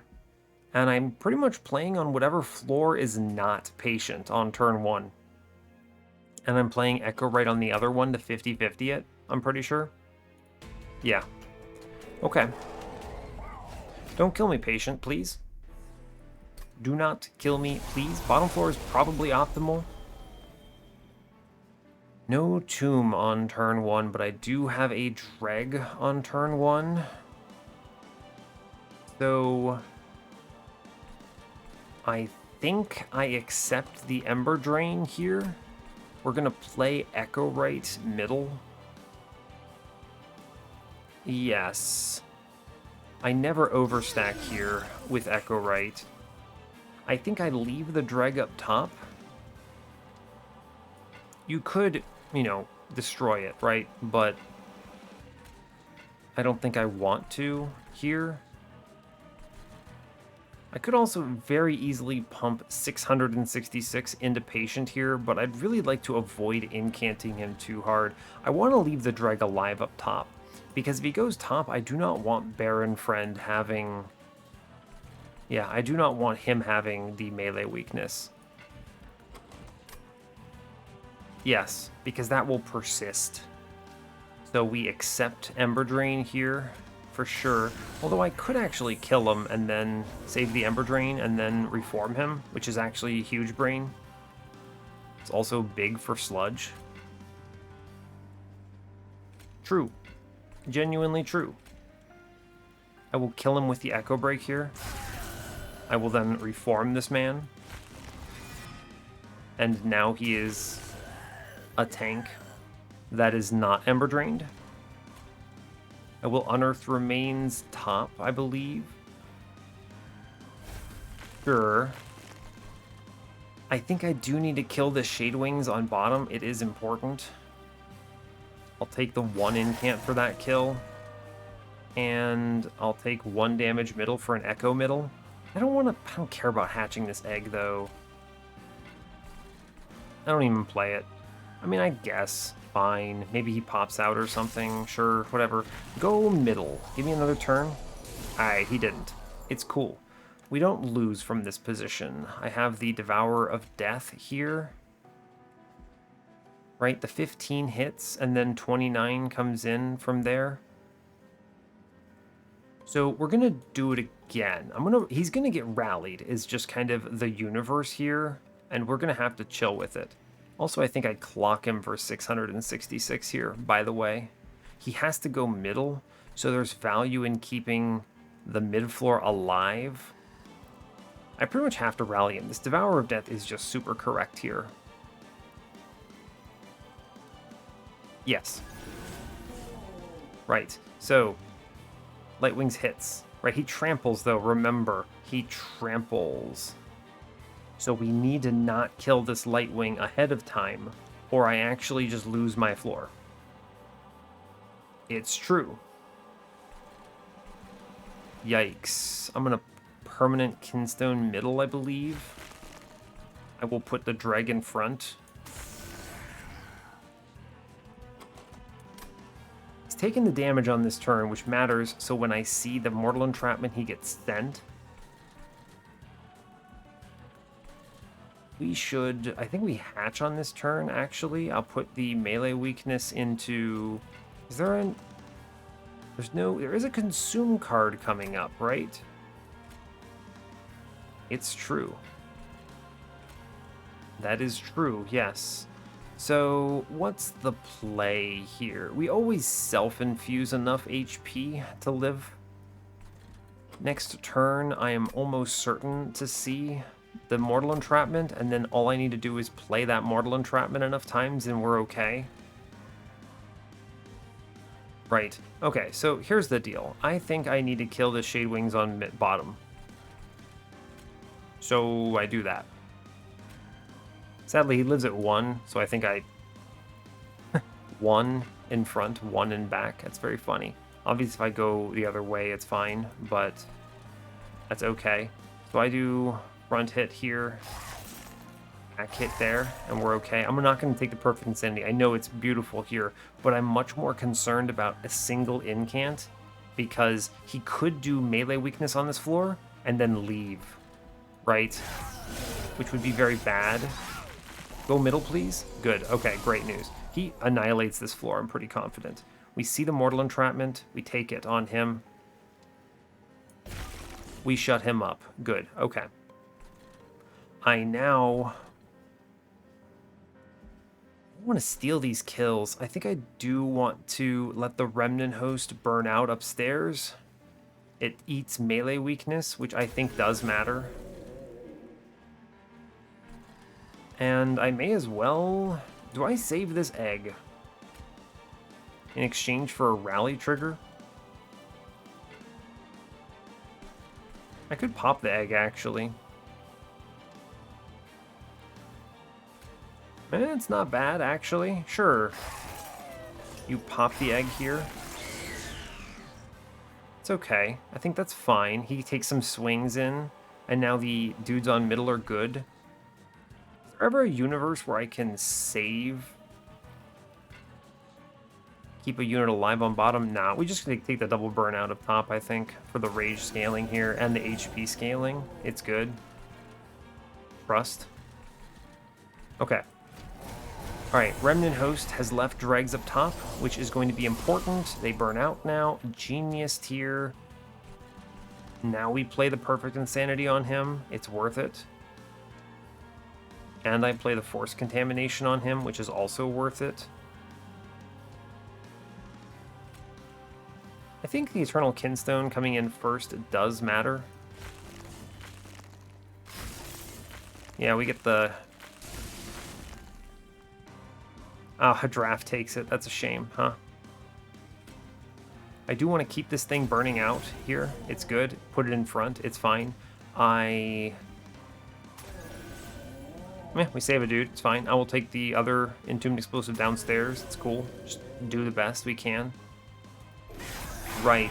Want to leave a draft up front in case he does top and then go down, which he does. It's like I predicted. We see the Mortal Entrapment. We take another 6 days. All right, we have him. 10 days is enough. Right, I take the Devourer of Death in front here, which kills everything perfectly. Yes. He, I think, has to go middle now. Don't hold me to that. I don't think he ever swings on me, but I am concerned about enemies swinging on me. Let's see, our big sludge never gets hit here, right? 10, 25. And then the extinguish hits, kills the back line. And then it's 25, 25. So this middle dude kills the two drafts then. And then sludge, punch, punch, finishes the floor. So that is what happens here, which is good. We're hurting a little bit on scaling because I have been protecting myself against patience so very much. But I think we're okay now. So I will Remnant Host middle, I believe. It's good. It keeps this floor chilling a little bit. I need to charge top floor. So we just kind of hit a unit where it doesn't matter. And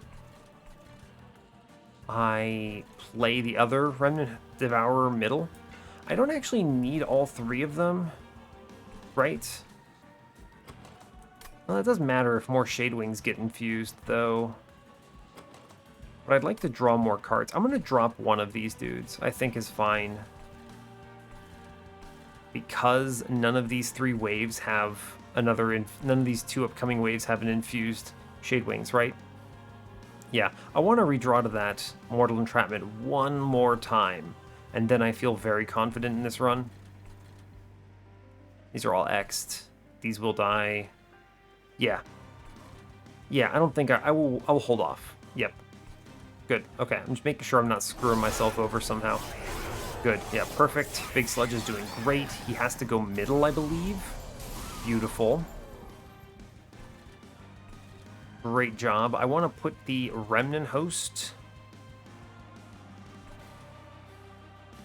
This is a great question. I think we start letting the Echowright just floor fall apart here. I don't want to steal more Shade Wings kills. And bottom did not get infused Shade Wings here. So I wish to put Remnant Host. I want Remnant Host to survive. Again, I want the drafts in next turn because he gets top floor melee weakness. Now, I could let him die, and then they all burn out right now, but I instead will put the Devourer of Death upstairs and let this burn out. I think that is correct. I am going to mold it, I suppose. Take back a Dreg. What does this Dreg do? Great question. We just get him killed. We charge top floor a little bit. Get it up to 5. Great news. I can just freely play the Revenge, I think. It is just an Echo whatever.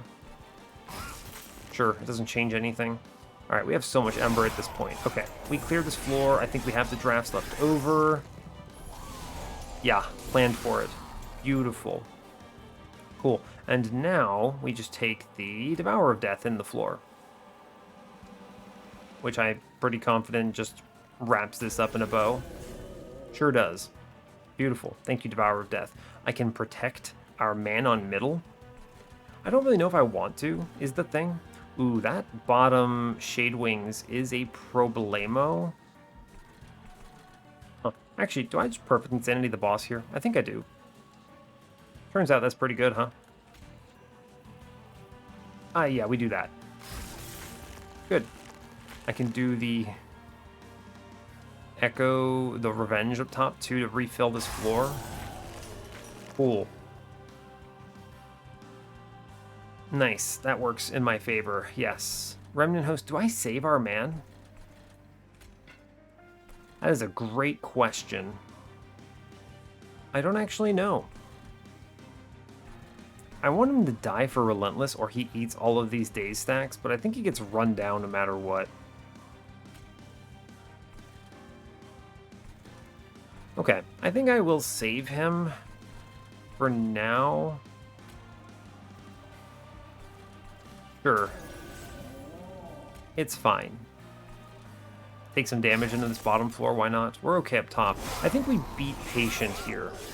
I'm reasonably confident we beat Patient. Man, my throat is getting sore. Ugh. Okay. Mortal Entrapment coming up. We should be good. Let the man die here.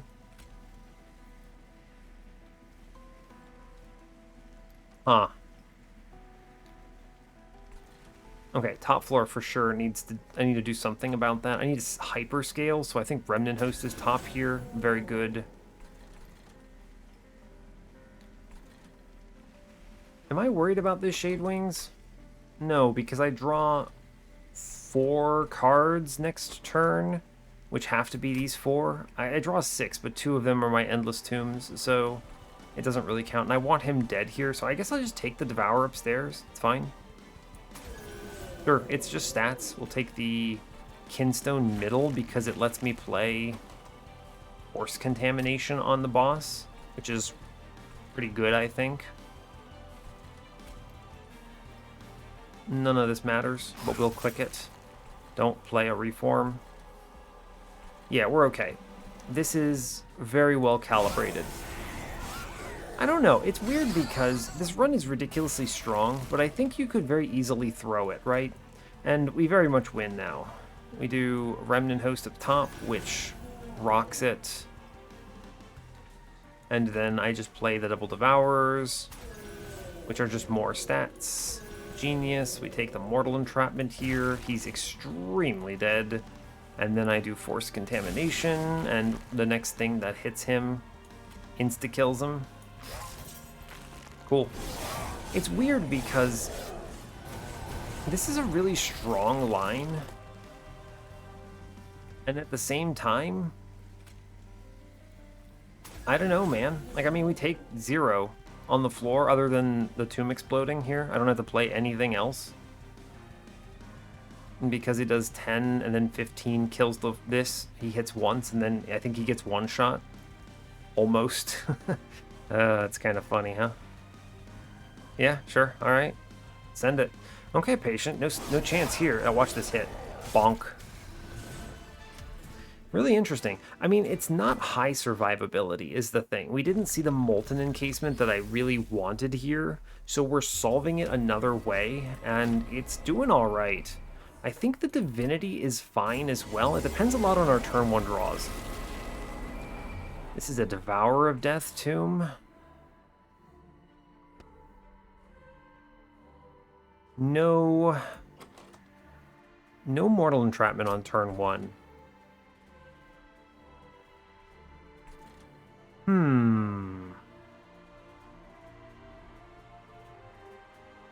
Okay. Oh man, this is going to be a tough combat, isn't it? No turn 1 Mortal Entrapment makes this slightly harder than I want it to be. My main concerns are things like top floor sweep into Sludge is a concern. So can I play middle here? I reasonably can. This Entombed Explosive does work here. It tanks the whole wave, which is good. I send Echowright, I suppose. I think it is a mid-floor game plan, right? I think so, yeah. It's tough. I would like to not have to do this, but I'm very concerned about the Harvest Wave. I'm hoping it's the single Darkwings, because I might be able to Perfect Insanity that asshole, whereas on other options, it's not nearly as good. I think I don't play Echowright because he dies on an awkward turn. Alternatively, I play Echowright up top with our dude, and we just send consume cards here for a bunch of early game armor, and we use the 20 consumes to kill the Echowright. How much HP does the egg hop out at? 21? I mean, I can just kill the egg, right? That's very bizarre. but remarkably good, actually. You use Echowright for a one-time blast of armor. How much armor do I get out of this play, right? I get 8 from the Echo Break, 8 from this Echo Break, and then I could Proclamation for another 8 for 24 bonus life on turn 1. That definitely gets me through to the Mortal Entrapment, right? For sure. And now can I kill everything on this floor is the real question. Let's see, the boss is hitting for 12. I think so, right? I think so, yeah, because I shoot. I mean, because Echowright gives himself armor too, so he might actually live an extra turn, but I get rid of the egg and he dies, I'm pretty sure, next turn, or whenever turn I draw the Revenge of the Damned. How curious. I think this is correct. Are you ready for an interesting line, kids? It is Echowright for 3 space. Yes, it is Sludge in the back. Oh, he has 26, by the way. Which just means I molded first, I'm pretty sure. I mean, I'm pretty confident I just send this egg to the abyss, right? I don't want it to hatch. In fact, it's really bad. Why is it 26 again? Oh, wait. It's a 1 HP. Oh, it's because of this thing up here. Right. I was reading just the ability and the base health, which is 21, but I have the hammered chest plates, right? That makes sense. So I do get a little messed up by it, but it's okay. I just double hit the egg here, and we let it die, which is extremely good. And then I can play the Devourer of Death up top, which is cool. I then play the Proclamation. It's also fairly cool.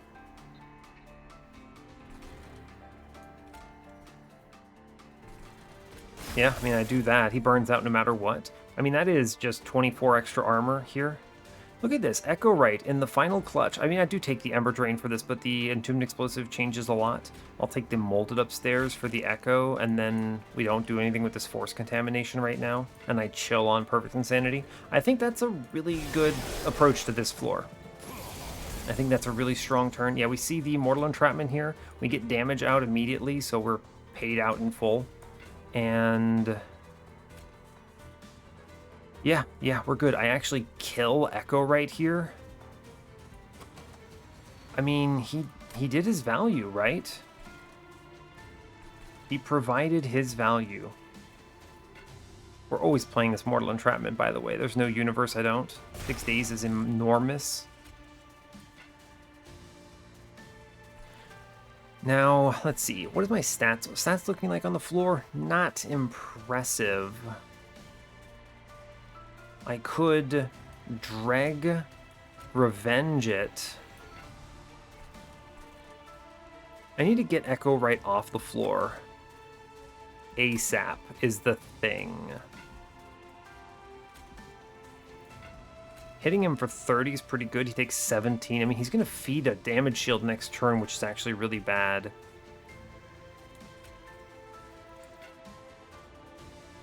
Yeah, it's actually not great.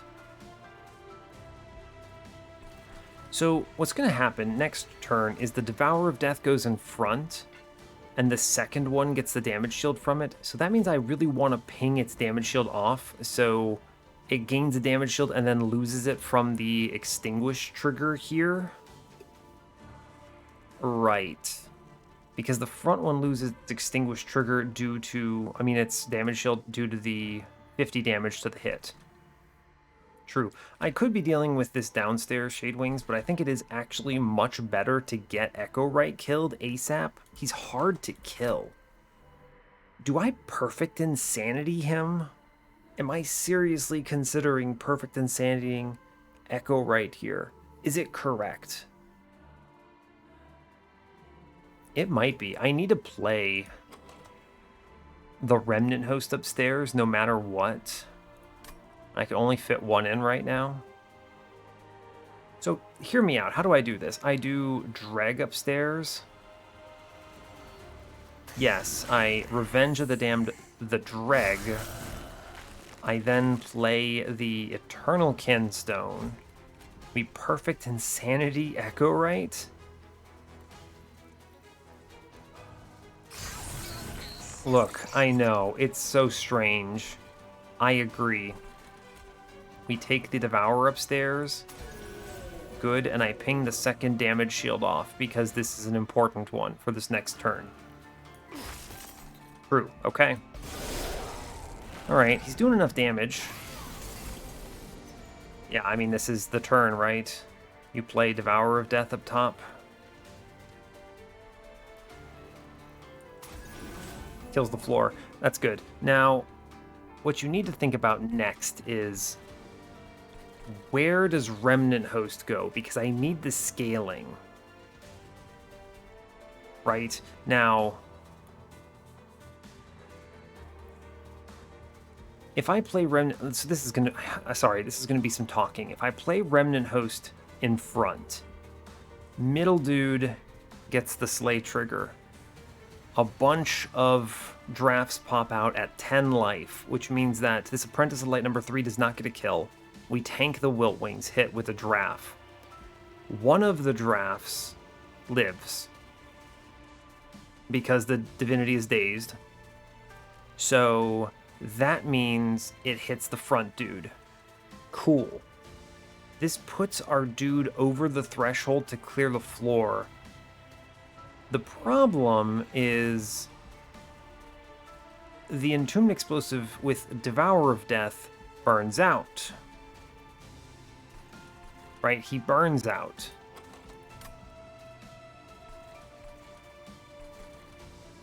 Yes. So him burning out means he doesn't actually take off the second damage shield, which I think lets a dude walk on me. Yeah, he walks on me and does 6 to my pyre. I'm pretty confident, Mr. Number 2. That's true.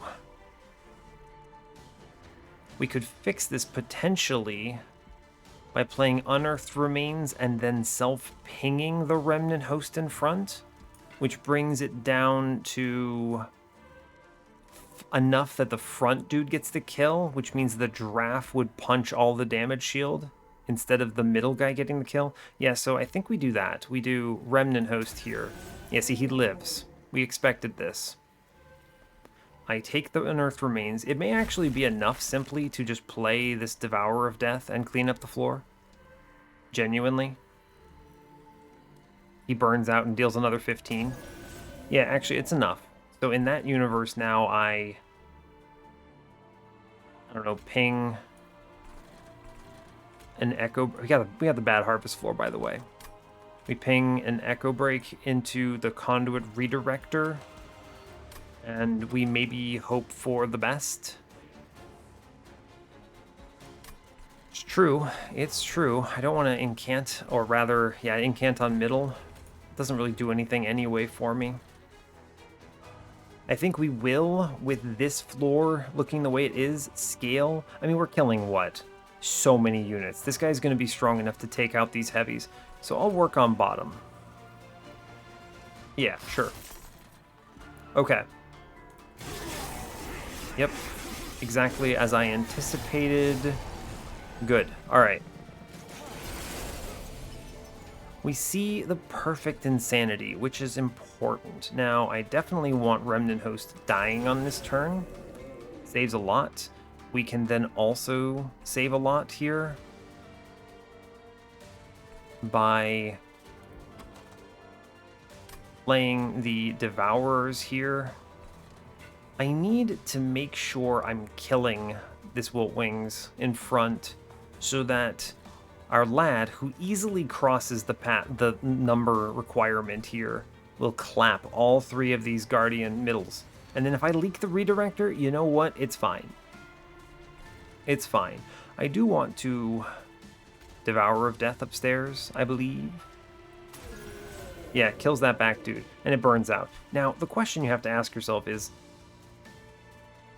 which Extinguish trigger happens first? Does the Harvest happen or the Extinguish? I don't know the order of this.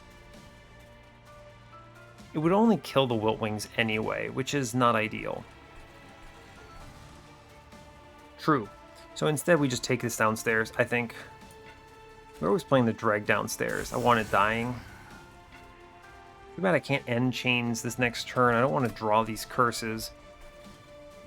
I think we'll get through the harvest wave. Should I really probably should just play this upstairs, this Devourer of Death, just for the extra +2/+2 and 5 rage. It probably matters. I mean, it does matter. Of course it matters, right? And I will charge mid-floor, I suppose. I mean, maybe you charge bottom. It doesn't really matter. Okay, alright, I think I just charge middle, it's fine. Get these numbers up. We have enough to automatically Perfect Insanity any turn I want to, and it might be this next turn. I think we'll easily kill chains as long as I can kill this Protector, and I super can, so I think we're fine.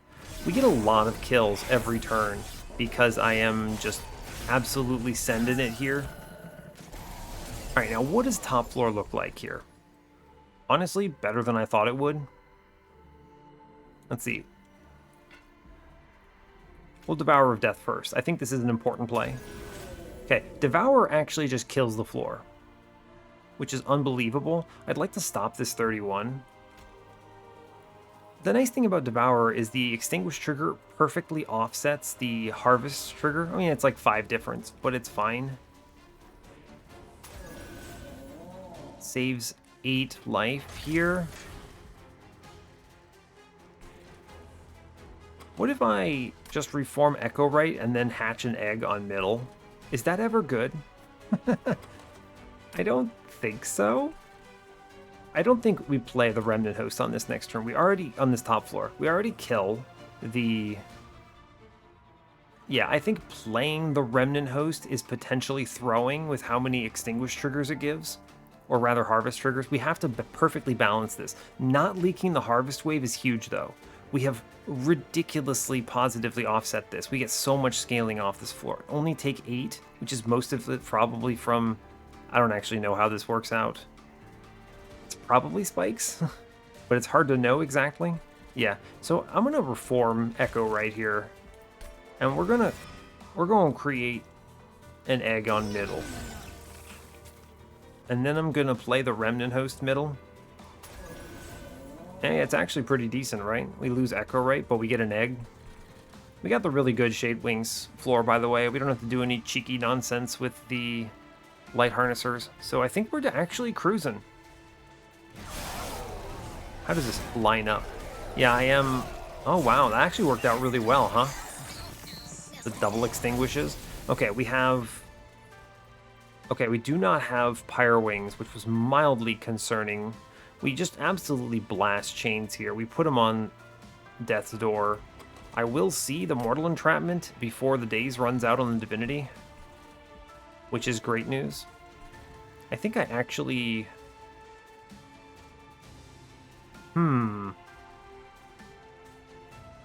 Is there a universe I ever wait in Perfect Insanity the Dark Wings? I don't think I need to do this on chains. I mean, I could do it on chains and then do 1,000 damage to the boss, which, you know, genuinely might be really good. There's always this Weight of Contrition. I have 18 Ember on this turn, by the way. Why did I play this egg, by the way? Like, what was my thought process here? It's a great question. I mean, it's always Remnant Host upstairs. It just is. It dies, it pops out, it scales me. It's huge. What a good amount of HP gain. +8. Okay, what is my bottom floor looking like? I think... I think I do need to deal with this multi-strike, dude. Like, there's a lot of ways this could go wrong. So, I will deal with this thing. Yeah.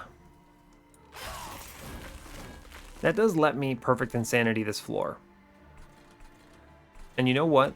I'm going to get rid of the Dark Wings downstairs. I think that is just correct. That neuters this wave. Whereas otherwise, I could be concerned. It means I can't play my Remnant Host into this floor when it comes up if I let this man walk on me. And the fact that I can conveniently send him right now is really good. This floor is now really bad. Which means I need to keep both Devourer of Deaths. I was briefly humoring the idea of letting one go, but I need to deal with these Shade Wings. Now the problem is... No, we're fine. Right, because one of them will heal on killing the second one next turn, but it's actually just super okay. Yeah, we just take scaling upstairs, it's fine. Sure, it's great news. Good job, go team. Tons of triggers, tons. Got the good second boss too. I mean, they're all pretty good. I mean, look at this. This floor looks like it's doomed, but it's fine. You do Remnant Host here. It's what? I mean, it's Remnant Host first, and then we kill 3, and then it's Devourer of Death in the middle here. And then it's another Devourer of Death in the middle here. Genius.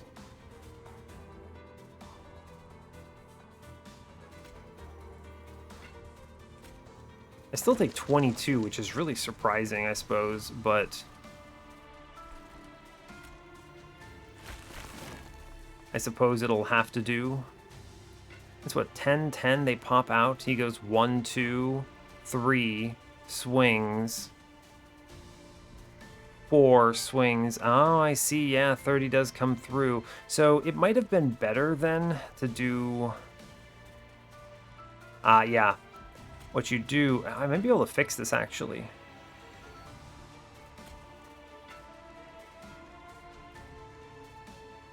Hold up. If I mess this up, I take more damage. Let me think about this before I do anything stupid. So what's happening here? Let me explain what's going on.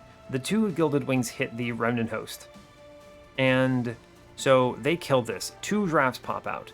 The Shade Wings, number 1, kills Draft, and then kills Entombed Explosive. Cool. He takes 15. The floor takes 15. Dude in middle, or in back rather, then kills the last Entombed Explosive, takes 15, but heals himself first because he gets the Slay trigger before Extinguish. So he goes to 25. He then sits at 10 life and swings twice into Sludge, who gains 8 life. That's why he takes 30. He does ultimately die, however, because Sludge punch, punch, punch. Now, if I can fix this, I do 2 things. I get like an extra 400 damage into the Divinity, and I swing this by 30. So how you fix this, potentially.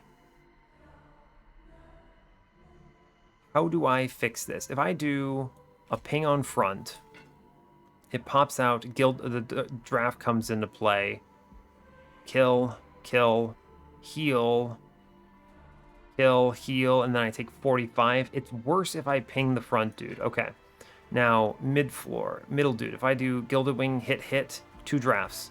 He goes kill draft, kill explosive. And then back floor kills explosive.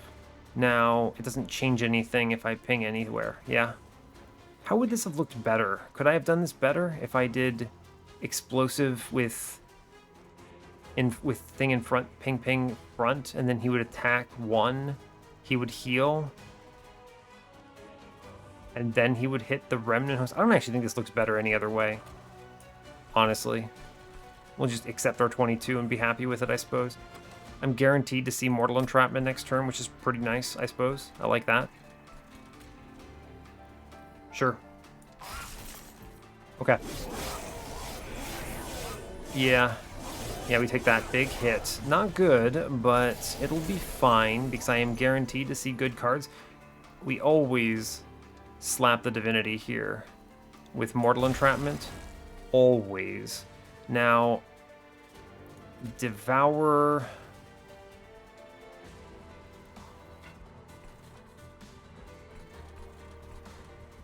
Right, it's Devourer swings this in a big way, and then I think another Devourer swings this in a big way.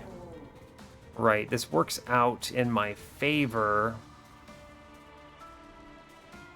because the double extinguishes happen.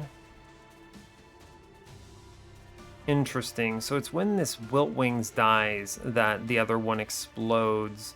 So what you should do then is I should play the Remnant Host in middle. Yeah, that's good. We like that because it dies, leaves the, and it's good. Now what you do is you Echo Break middle. Sure, and then I Force Contamination the mini boss here, which should absolutely get this man killed in one hit, and then I put 1,000 through to the Divinity here on the next turn anyway. Good. That's a good turnaround. Okay. All of this damage comes from something else. I need to do Devourer of Death here. Yep, that swings a big 1,000. So think about how this works, right? Disciple hits twice front, kills this, which kills Light Wings. Big Sludge hits once, kills Last Night, hits twice into the back floor. True. And then this is a really formative turn. If I play the Force Contamination, I do like 3,000 to the Divinity and guarantee this win. Now, I still do want to scale him, is the thing. I still do want to scale him. I want to save these Wilt Wings for next turn because they die and kill my dudes and I get more scaling out of it, which I think matters. Now, what I can also do here is I can take the Remnant Host in back here. This is going to look funky, but it's right. He's in back, and now I want him to die, so I will shoot him myself. I think I should play Devourer of Death in the back as well. It should burn out. It's fine. I may as well do this. There's no advantage to playing it elsewhere. In fact, it's a detriment, I believe. I want to get the scaling for next turn. So we put the Devourer of Death in back. I then shoot the Remnant Host one. Good. I then Forced Contamination the boss and make this 3,500 damage.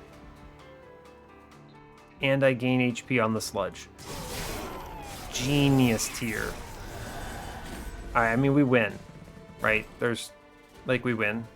Yeah, even without playing my dudes, he chunks through all these men. But if we put the Devourer of Death in front, very clean. You put the other Devourer of Death in front, extremely clean. He gains life on the Divinity. Yeah, alright, cool. Go team. I may as well play the Remnant Host then. This other fellow is good. Sure, man. He even lives. This dude lives.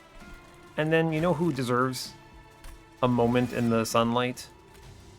Come on, Echowright. I believe. You could have done it, buddy. Alright. Big Sludge is my champion, is the name of this run. Although Echowright really tried. He really did. But, yeah, really clean, actually. And you know, that run took a while, because it was a little difficult to think through.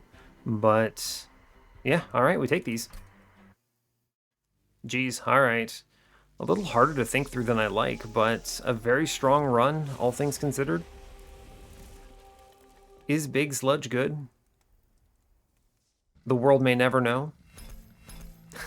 No, he's great. That was awesome. That was a really fun run. It's very rare that I'm just throwing away my champion, right? I mean, like, Echowright is really good, and I said, nah, not this run. I had other plans entirely at the beginning. A 130 is pretty high on shards too, but it was super worth it. All right, let's hit the run summary.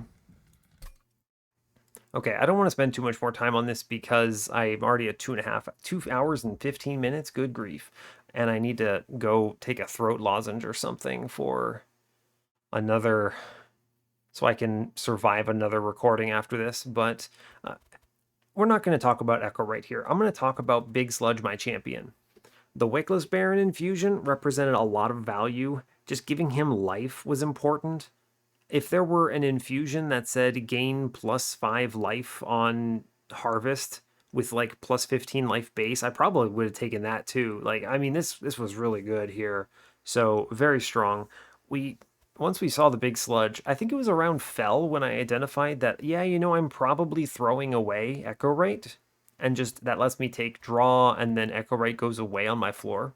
I think you could potentially play this end game by using Echowright in front of Big Sludge, but the truth is, what I did on turn 1 of the Divinity is basically the entirety of Echowright's value on this run. Now granted, I skipped Wurmkin etchings on this run. I think you could absolutely take Wurmkin etchings and lean into Echowright. We were not shown Repeater though, and that was an important reason why I did not do that, because I was putting myself on the timer. I had to see Repeater or that line falters. So if I had seen a ring 4 Repeater, I think I would have done it. If I had seen no, if I, and then given what we did see, which was, double Marsh Lord, I just kind of gave it up and was like, all right, to hell with it. And that was fine. And it's okay, right? It's okay. Sometimes you use your champion and sometimes you don't. So what else is there? It's important. Honestly, Entombed Explosive, not the tomb I wanted, but he did a ton of work. This whole pack, this whole setup is ridiculous. The 1x dupe on the Fisher event in Ring 3 let me have 2 of these that I then infuse separately, one with a Remnant Host to scale me, and one with a Devourer of Death, which I then duped, which is 30 damage to the backlines, which was an important threshold. It mattered on a lot of different combats in a lot of different ways. Those Shade Wings were the scariest wave, and this was important for them. So, yeah. Double multi-strike Big Sludge was great. Yeah, I mean, 3 hits is enough, right? This is kind of an important point. 3 hits plus backline management on lock is enough. It gets there. Force Contamination did absolutely outrageously well. Honestly, Karuska in general was excellent. I mean, it's Karuska, right? It's hard to go wrong. Encased Ember was huge. I had so much Ember all the time, it didn't matter. The only turn where I didn't have that Ember was Improved Firebox's turn. And Lost Luggage was also massive. We had, 21 cards in our deck or something? I saw half of them, basically, on turn 1, which is insane. I saw the rest very quickly from there. Important that I took this draw, by the way, because I was planning around having 3 holdover cards, essentially. So, 3 endless cards that were dying every turn. So I'm only really drawing 3, right?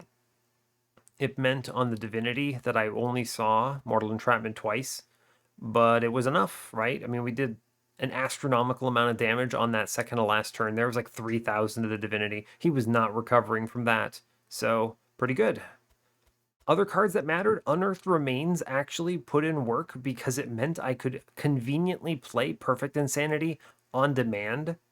And I did this in 2 very weird ways on the Divinity, right? On the first time, it was I killed Echowright with it to get him off my floor. And the second time, I sent the Dark Wings so I could disrespect the second Harvest Wave, which mattered because then I played our Remnant Host friend into it, which was really important. Molded let me do some cheeky things with Echowright here and there, and was generally useful over the run. Eternal Kinstone mattered. I did really appreciate the permanent echoes on various floors, especially the fact that this provided 2 echoes. And then Revenge of the Damned with 10 and Piercing was huge. This let me just kind of kill stuff as needed. A very important card. I mean, I think I used it primarily to kill my egg on the Divinity, but there were other turns that really mattered on Seraph as well and other places. So a really good run. I think it was closer than it looks. We look really strong after, what was it, Ring 4? Yeah. After Ring 4, we look real strong here by the numbers, and especially with my score, 56k. And you look at this run summary and you go, man, Big Sludge really carries, huh?